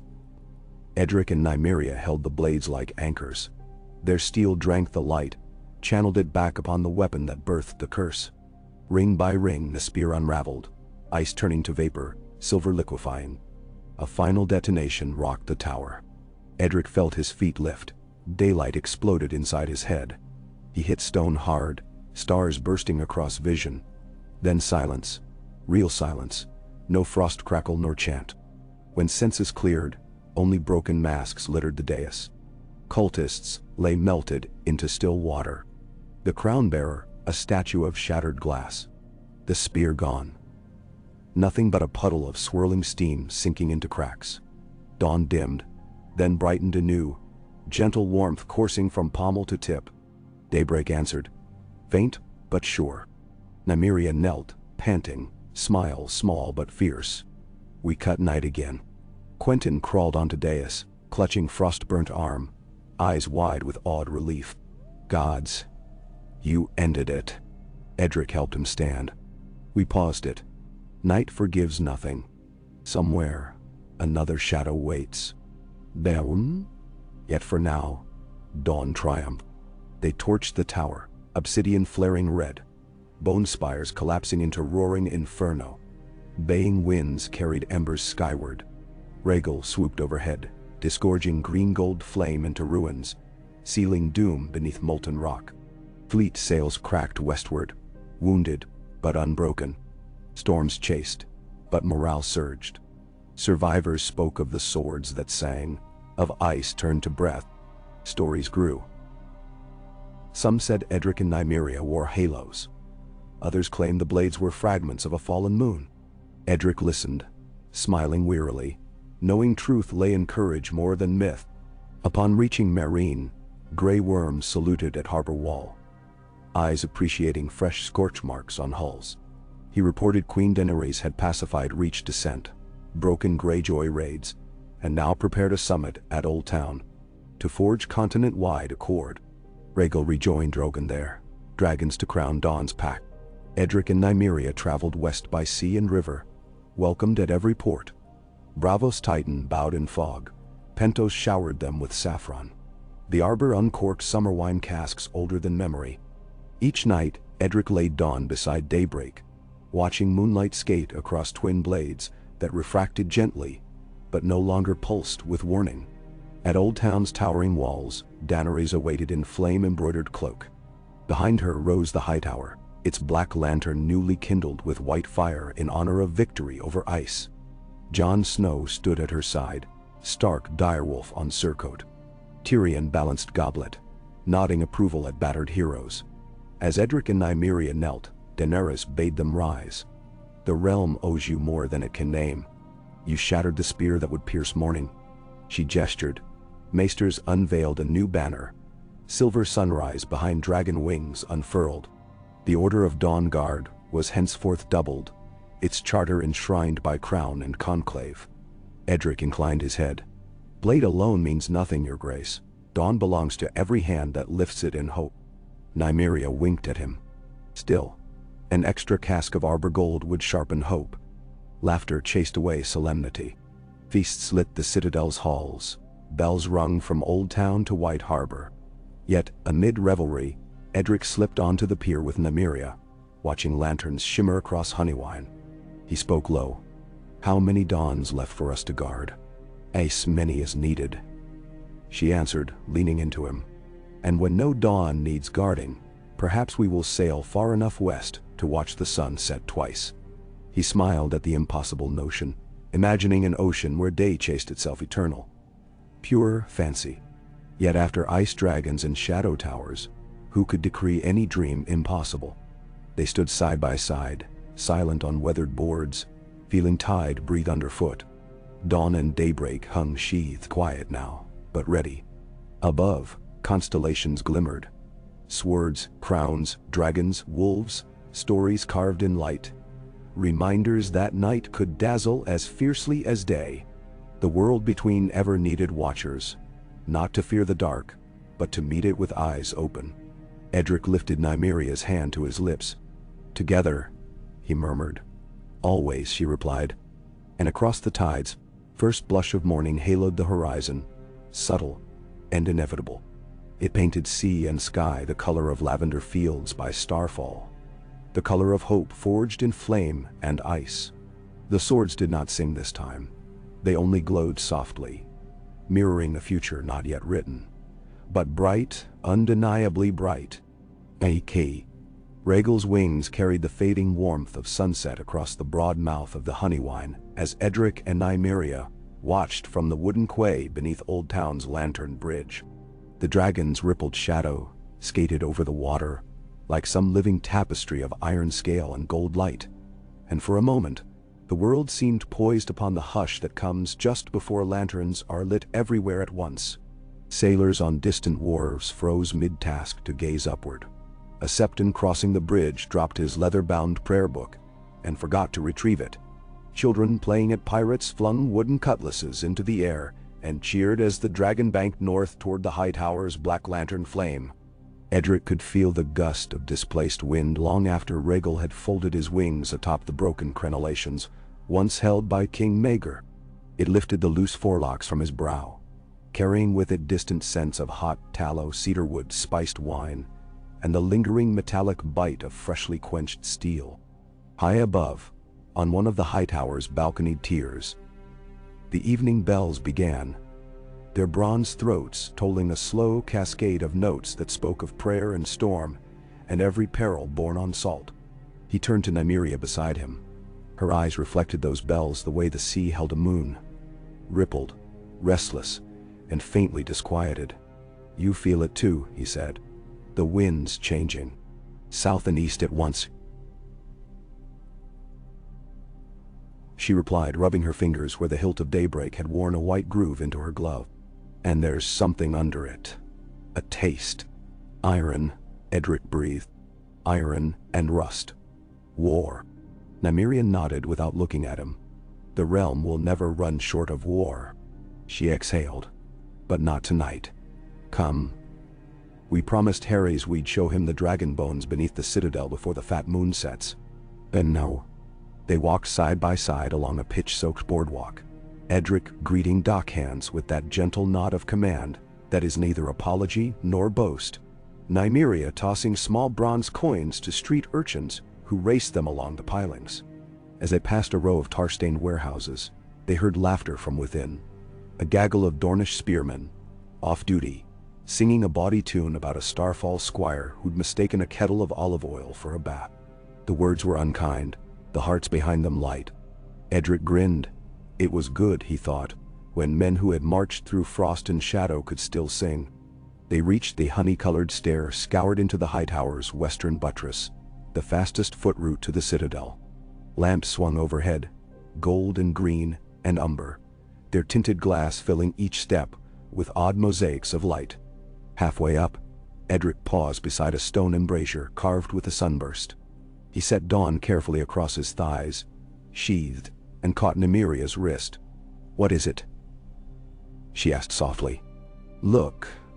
He touched the wall just behind the carving, where a long, thin groove ran parallel to the stair's curve. "Frostburn. Weeks old at most." Nymeria drew a tight breath. "One of the cultists made it this far." He nodded. "Perhaps only one, perhaps more. But it means their doctrine survived the tower's fall. They will carry those shards like lanterns into whatever dark cracks of the world still crave frozen light." Edric exhaled slowly, letting his fingers trail the etching's faint ridges, feeling them crackle beneath his nails like old ice. "Which means Dawn may yet lie restless." She laid her palm over his. "Then let her. We'll keep watch." A door opened somewhere above, spilling chatter onto the stair. They resumed climbing, conversation turning to lighter things. Quentin's newfound appetite for citrus brandy, Tyrion's cynical predictions for the summit, Roran the Unsullied's improbable romance with a baker's daughter, until they stepped into the High Tower's inner colonnade, where a lean maester in smoke-gray robes await. "Sir Edric, Lady Nymeria," he greeted with a faint bow. "Archmaester Ronald requests your presence at once. The conclave has accelerated by 3 days." Nymeria arched a brow. "News traveling faster than ravens these days?" The maester glanced sidelong, like a man checking shadows for claws. "Faster. And stranger." He turned. "This way, please." They followed him through vaulted galleries, lined with silvered glass candles. Most lay dormant, but every 10th flickered weakly. And twice Edric glimpsed shapes dancing within their cores, shapes like silhouettes of horses galloping through storm, or towers toppling in fire. Finally, they emerged onto a broad stone balcony overlooking the Whispering Lantern, Old Town's ancient beacon chamber. There, Archmaester Ronald paced beneath a canopy of quills suspended by spider silk threads, each quill dancing gently in updrafts from the lantern's hearth. He was a tall man, lank as driftwood, and his chain included links of red gold and black iron, colors seldom braided in one collar. He stopped mid-stride at their arrival, eyes so pale they seemed filmed with morning mist. "Sir Dayne, Lady Sand," he said, voice resonant. "I am gladdened you came quickly. Events barrel like swift ships through narrow straits." "Dan see." Edric traded a glance with Nymeria. "Archmaester, We were told the summit begins in 3 days. My colleagues debate trifles. Ronald waved a hand. But you and I, we study tides beneath the surface. Word from the Jade Sea suggests that the Shrouded Dawn cult has splintered. Each faction now born of a fragment of that spear you destroyed, each convinced they alone hold the truest sliver of prophecy. They had expected as much, yet hearing it confirmed across seas flicked a chill along Edric's bones. And where sail those fragments now? Ronald's lips thinned. One north, across the shivering sea. Another west.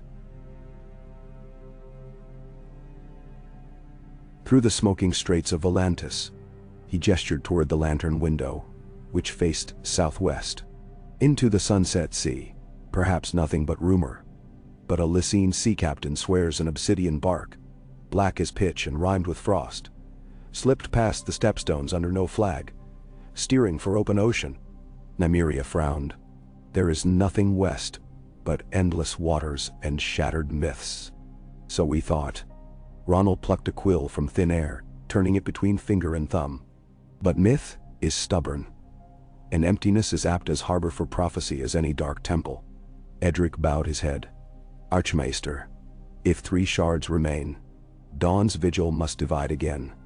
The north, the east, the west, 3 edges of the horizon. 4, Ronald corrected softly. Always 4. Have you forgotten the world's bottom, where ice is rumored thicker than a city's walls and black storms devour promise? He sighed. But 1 shard in 4 may be myth. Our time and coin must chase the certain. Nymeria shifted weight. We have a Dawnguard garrison at Dragonstone now. 50 knights, 80 archers, 4 unsullied companies. Enough to sail north quickly. And we might levy the Reach to scour the smoking straits. Ronald nodded. And the Western Ocean? Edric touched Dawn's hilt. We will sail there ourselves. Nymeria's brows lifted. We will. Between us, a sword and a starsteel dagger. She smiled wryly. And a dragon, perhaps. Rhaegal can cross open sea, Edric said. If there is no land, he returns.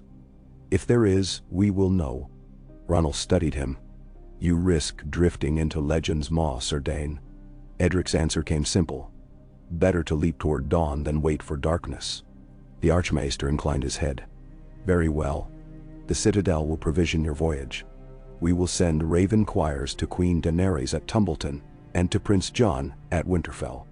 Let them know Dawn's guardians sail where the sun sinks. No. 2 moons later, hulls creaked upon Maester's Bay as a small convoy prepared to embark. 1 broad-decked carrack named Tranquil Tide, 2 swift Dramans christened Jupiter's Kiss and Silverwake, and a stag-necked supply cog.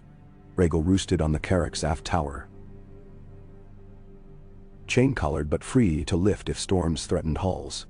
Edric inspected the last cargo nets. Water barrels rimmed with tar, barrels of salted goat, sacks of barley and dried dates, coils of hawser rope, bundles of quarrels tipped in obsidian. The quartermaster tallied each crate, nodding at Edric's silent count. Nymeria emerged from below, cheeks dusty with grain flour. Cook says we've enough hardtack to feed 50 men for 8 weeks. Let's pray to every god we're shorter. She tossed him a small apple. He ate while the mainland's trees still taste of orchard. Edric bit, juice sweet. He swallowed, gazed toward the horizon where dawn's first lilac gleam crowned the wine-dark sea. Ready. Always, she said, yet there was a subtle tension around her eyes, a question unspoken. He brushed knuckles across her cheek. I will not let the world's edge swallow us, he promised. She smirked. You may try, but if the edge gapes wide, I'll drag you through it. Rhaegal trumpeted. Impatient, the captain of Tranquil Tide, a lean woman of Nath named Syrah, approached. Tide's with us. Cast off within 10. Edric saluted. Cast off, Captain. Lines snapped free. Sails unfurled like pale wings. Old Town's river mouth receded. On the quay, Tyrion and Marwyn waved, the latter's glass candle flickering sea green even in daylight, sending secrets no living ear might catch. The Hightower's black lantern guttered once, sending a plume of perfumed smoke into the rising sun. As coastal cliffs dwindled, Edric breathed salt and possibility. Rhaegal launched, soared overhead, and then glided ahead, trailing the convoy like a living compass. Behind them, the mainland exhaled a sigh that could have been wind or prophecy. Weeks passed. At first, the voyage tracked familiar currents.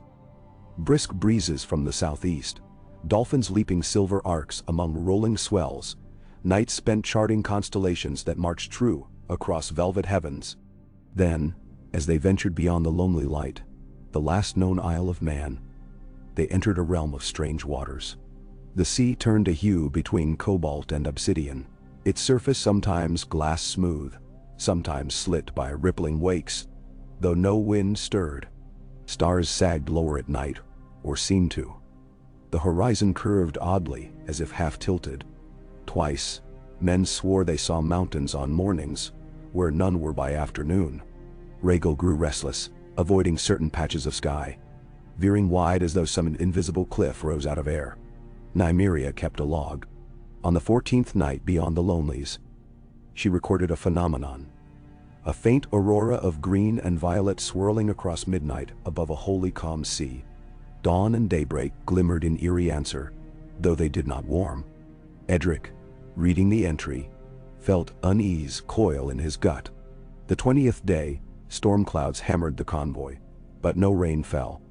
Instead, snow drifted from black sky, each flake a perfect ice crystal that glowed pale blue. They melted on decks not with water, but with small sighs of steam. The crew whispered of omen, yet no harm came, and by dawn, the strange snow ceased. Then came wreckage.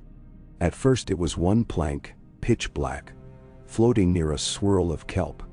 Then another, marked with a spiral etched in frost. Then a full mast section, sheared clean. Sira ordered nets thrown. They fished up rope fibers frozen into stiff coils, shards of bone spires, with holes bored through them like flutes, and one pale glass mask cracked but whole. Edric recognized the mask's design. The shrouded dawn. They convened council on tranquil tides mid-deck, under the gloom of gathering overcast. Sira spread the salvaged debris. Edric set Dawn by his knee. It hummed faint, pulse of caution. One of their ships, Nymeria said, turning the mask. Destroyed. Sira ran fingertips along a plank edge. Not by storm. This was cut. Quentyn peered close, wrapping cloak tighter in cold wind. Dragonfire? Edric examined.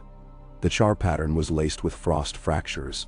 Something colder than dragon flame. He frowned. The shrouded dawn fight among themselves? Or an unseen enemy, Nymeria suggested. A cry came from the forward lookout. Sail. No, by the gods. They rushed to the bow. A half-mile ahead, a shape emerged from mist. A vessel of deep red wood, sails ragged, mast tilting.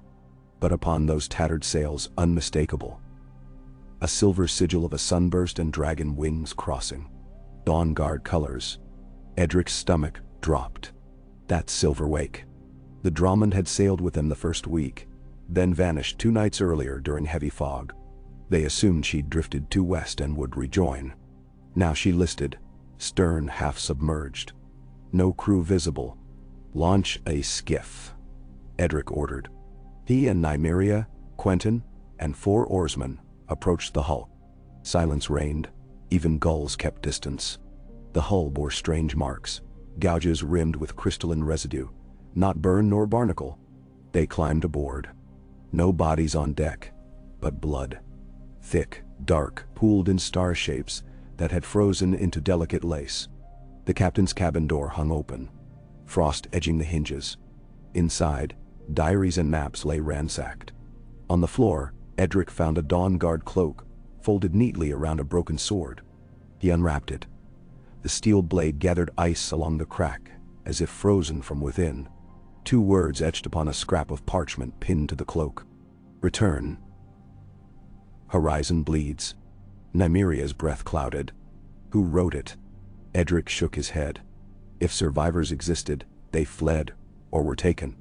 Quentyn touched a wall where lines of runes had been scratched by knife point. Look. They formed a spiral funneling to a single glyph. A circle divided by a vertical spear. The symbol glowed faintly blue. Nymeria swung daybreak. Its stardust wash brightened the cabin.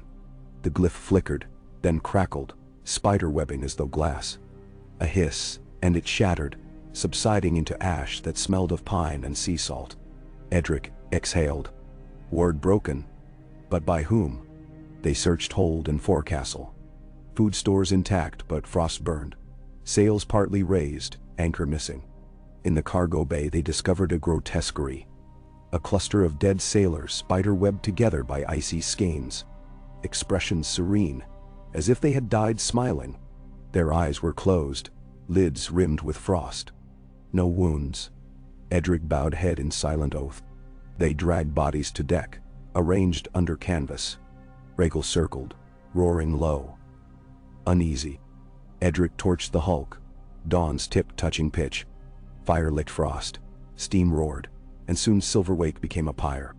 Back aboard Tranquil Tide, Edric convened council again. We go no farther blindly, he declared. We slow sail, double night watch, dragons aloft at dusk and dawn. And every man arms with obsidian. Syrah's eyes narrowed. If what took Silverwake stalks us, Daenerys herself might be needed. Edric agreed. We send Rhaegal west with Raven Cage. He can cross back in days if winds favor. Nymeria frowned. And leave us dragonless? Better risk that than let the realm ignorant. He squeezed her hand under table. We survive day by day. Rhaegal launched next sunrise, Raven strapped beneath scale harness. The convoy sailed on. On the 37th day, they sighted land. A low gray smudge where charts marked only water. As they neared, the smudge resolved into cliffs of black basalt, rising from churning sea. Peaks crowned by ragged pines. No beaches, just vertical faces hammered by foam. Syrah cursed softly. Such islands should not exist at this longitude. They scouted perimeter in small boats. Halfway round they found a cove, narrow and deep, flanked by basalt fins like dragon teeth. Tide sucked inward with a mournful pulse. They disembarked onto tide pools that steamed faintly despite freezing wind. Up a scree slope they discovered ruins. Cyclopean blocks stacked into rough pyramids, each stone scored with sigils reminiscent of those carved on the spear's rings. The air tasted of copper and snow. Edric unsheathed dawn. Nymeria readied daybreak. The swords brightened, strobe pulses flickering along runes. They advanced among toppled columns. Quentyn and 2 guards followed, bows drawn. In the ruin's heart stood a monolith of translucent stone, taller than Winterfell's highest tower. At its top, a spear fragment set tip down, frost radiating in fractal bars across the crystal. Surrounding the monolith knelt dozens of figures, men and women clad in rags. Limbs blue-tinged, eyes vacant. Their hands pressed to the crystal, and where each palm touched, frost spidered. At the foot of the crystal, a woman in glass mask robes turned. Her mask cracked, revealing face beneath. One Edric recognized, but where once the Shadowbindress's eyes burned ember, now they glowed dull turquoise. "Leave," she intoned, voice layered like many echoes. "This dawn is not yours." Nymeria stepped forward. "Quaithe, what madness binds you?" "She is vessel now," Quaithe said. The voice did not fit the lips. Starfire within, cold dawn without. Edric's heart thumped. He addressed whatever spoke through her.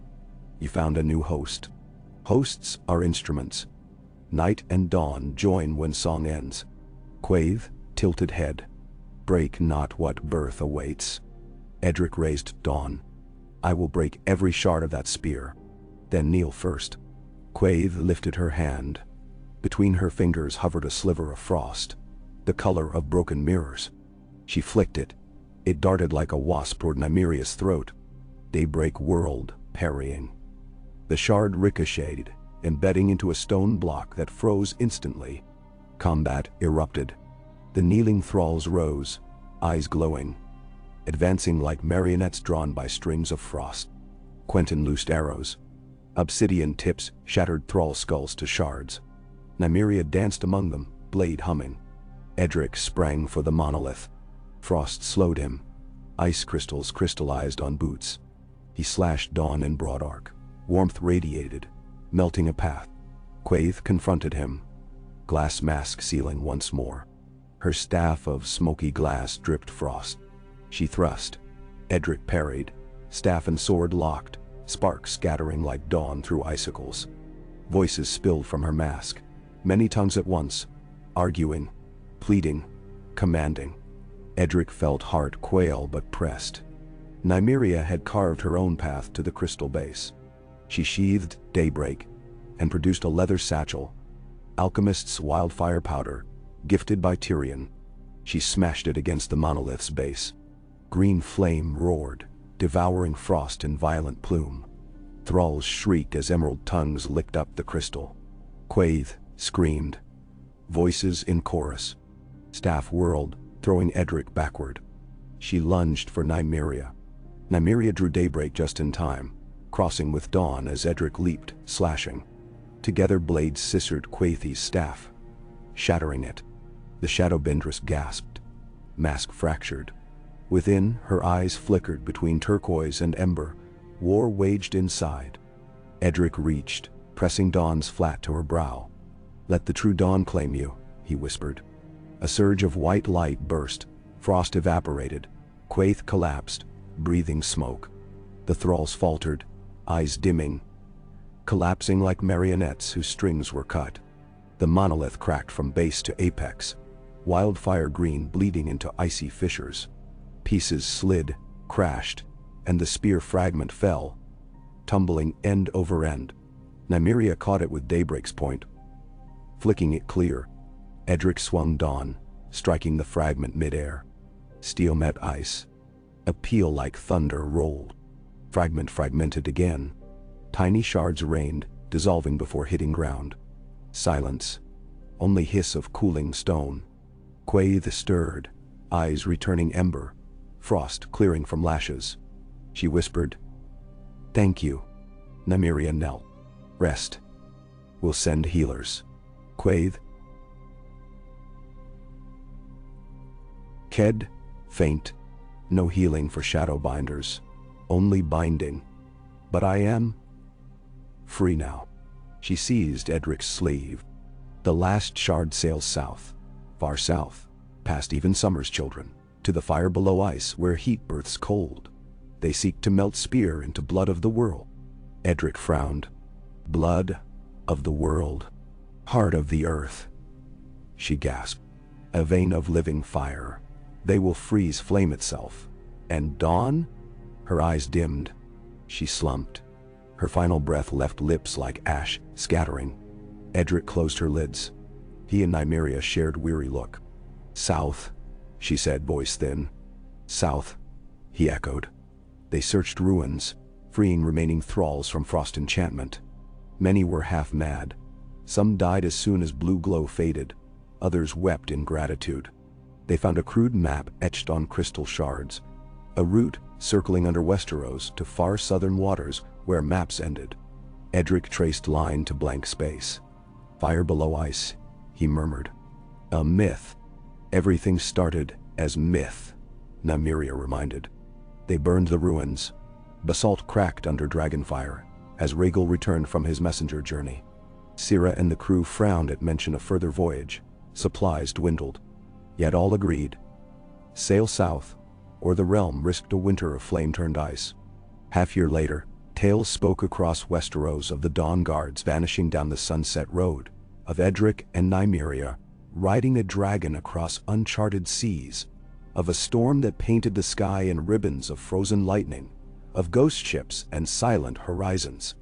Then one dawn off Tarth's coast, fishermen sighted Rhaegal winging east, bleeding light but alive, claws clutching two figures, and a sword that glowed brighter than any sunrise. He crashed upon sapphire shallows. Healers rushed. Edric stepped from dragon's wing half dead, Nymeria leaning upon him. In his hand, the last shard, encased in molten glass, inert. To the Queen's Council he spoke in hoarse whispers of what lay south. a chasm ringed by glaciers spouting geysers of boiling water that froze mid-air into columns of ice. At its heart, a river of magma flickered blue. There, cultists had forged a new spear from the last shard. But dawn and daybreak crossed and shattered it, just as the forged rod quenched in magma. The resulting burst hurled Rhaegal skyward like a leaf in storm. They rode fire and gale back home. Daenerys wept quiet tears. Jon clasped Edric's wrist in solemn pride. Tyrion remarked that some myths should remain unwritten, if only to save parchment. Dawn and daybreak were set upon twin altars in Starfall's sword tower, glow returning to calm. Edric and Nymeria made no vows of retirement, only of rest, until the world forgot to fear the dark. They planted a white tree overlooking the river, grafted from winter's heart and summer's flame, sap nourished by obsidian dust. Children would call it the Dawnwood, a place where stories were told of swords that warmed frost and dragons that outflew nightmare. On Midsummer's Eve, Edric and Nymeria stood beside that tree, the smell of lavender thick. She rested her head on his shoulder. "We sailed west," she whispered. "We sailed south. Only east remains." He laughed softly. "East is sunrise. East will come to us." He kissed her hair. "But, if it doesn't, I'll chase it." After a very long sleep, she smiled. "Together?" "Together," he echoed. They stayed until first light crept over mountains, painting river and tower and tree in gold. Swords within the tower hummed once, then stilled. Satisfied. And across the realm, dawn broke quiet, ordinary, and for a single breath, no one spoke of war or prophecy. Only birds sang. In years that wound onward like bright threads through looms of peace, people told many versions of the story. Some swore Edric and Nymeria had found a new continent west where white lions prowled. Others insisted they died in a seaquake, but the swords returned by magic. Yet others whispered the Dawn Guard still sailed under hidden stars, watching beyond sight. The Citadel archived 3 competing chronicles, each signed by maesters of unimpeachable reputation. But if you journey to Starfall at the edge of quiet evening, you may see 2 figures walking among lavender fields. A man silver-templed, a woman wild-haired, their laughter as gentle as river foam. And on certain nights, when comet tails streak the sky, pale light flickers atop the sword tower, twin sparks that answer the far-off fire of stars. Then farmers nod to each other saying, "The swords remember," and sleep easier. For light, once kindled, does not forget. It waits behind every shadow, ready to bloom whenever dawn is threatened. And someone, somewhere, will always rise to carry it forward, to wield hope against the long night, to refuse every promise of peace delivered by chains of frost. So the world went on, flawed but shining, and dawn, ever fragile yet ever reborn, stained the horizon anew each day. And though the hearts of men might one day forget the names of Edric Dayne and Nymeria Sand, they would remember how a sword of fallen star and a dagger of tempered heaven cut through the coldest dark and taught the sunrise to sing.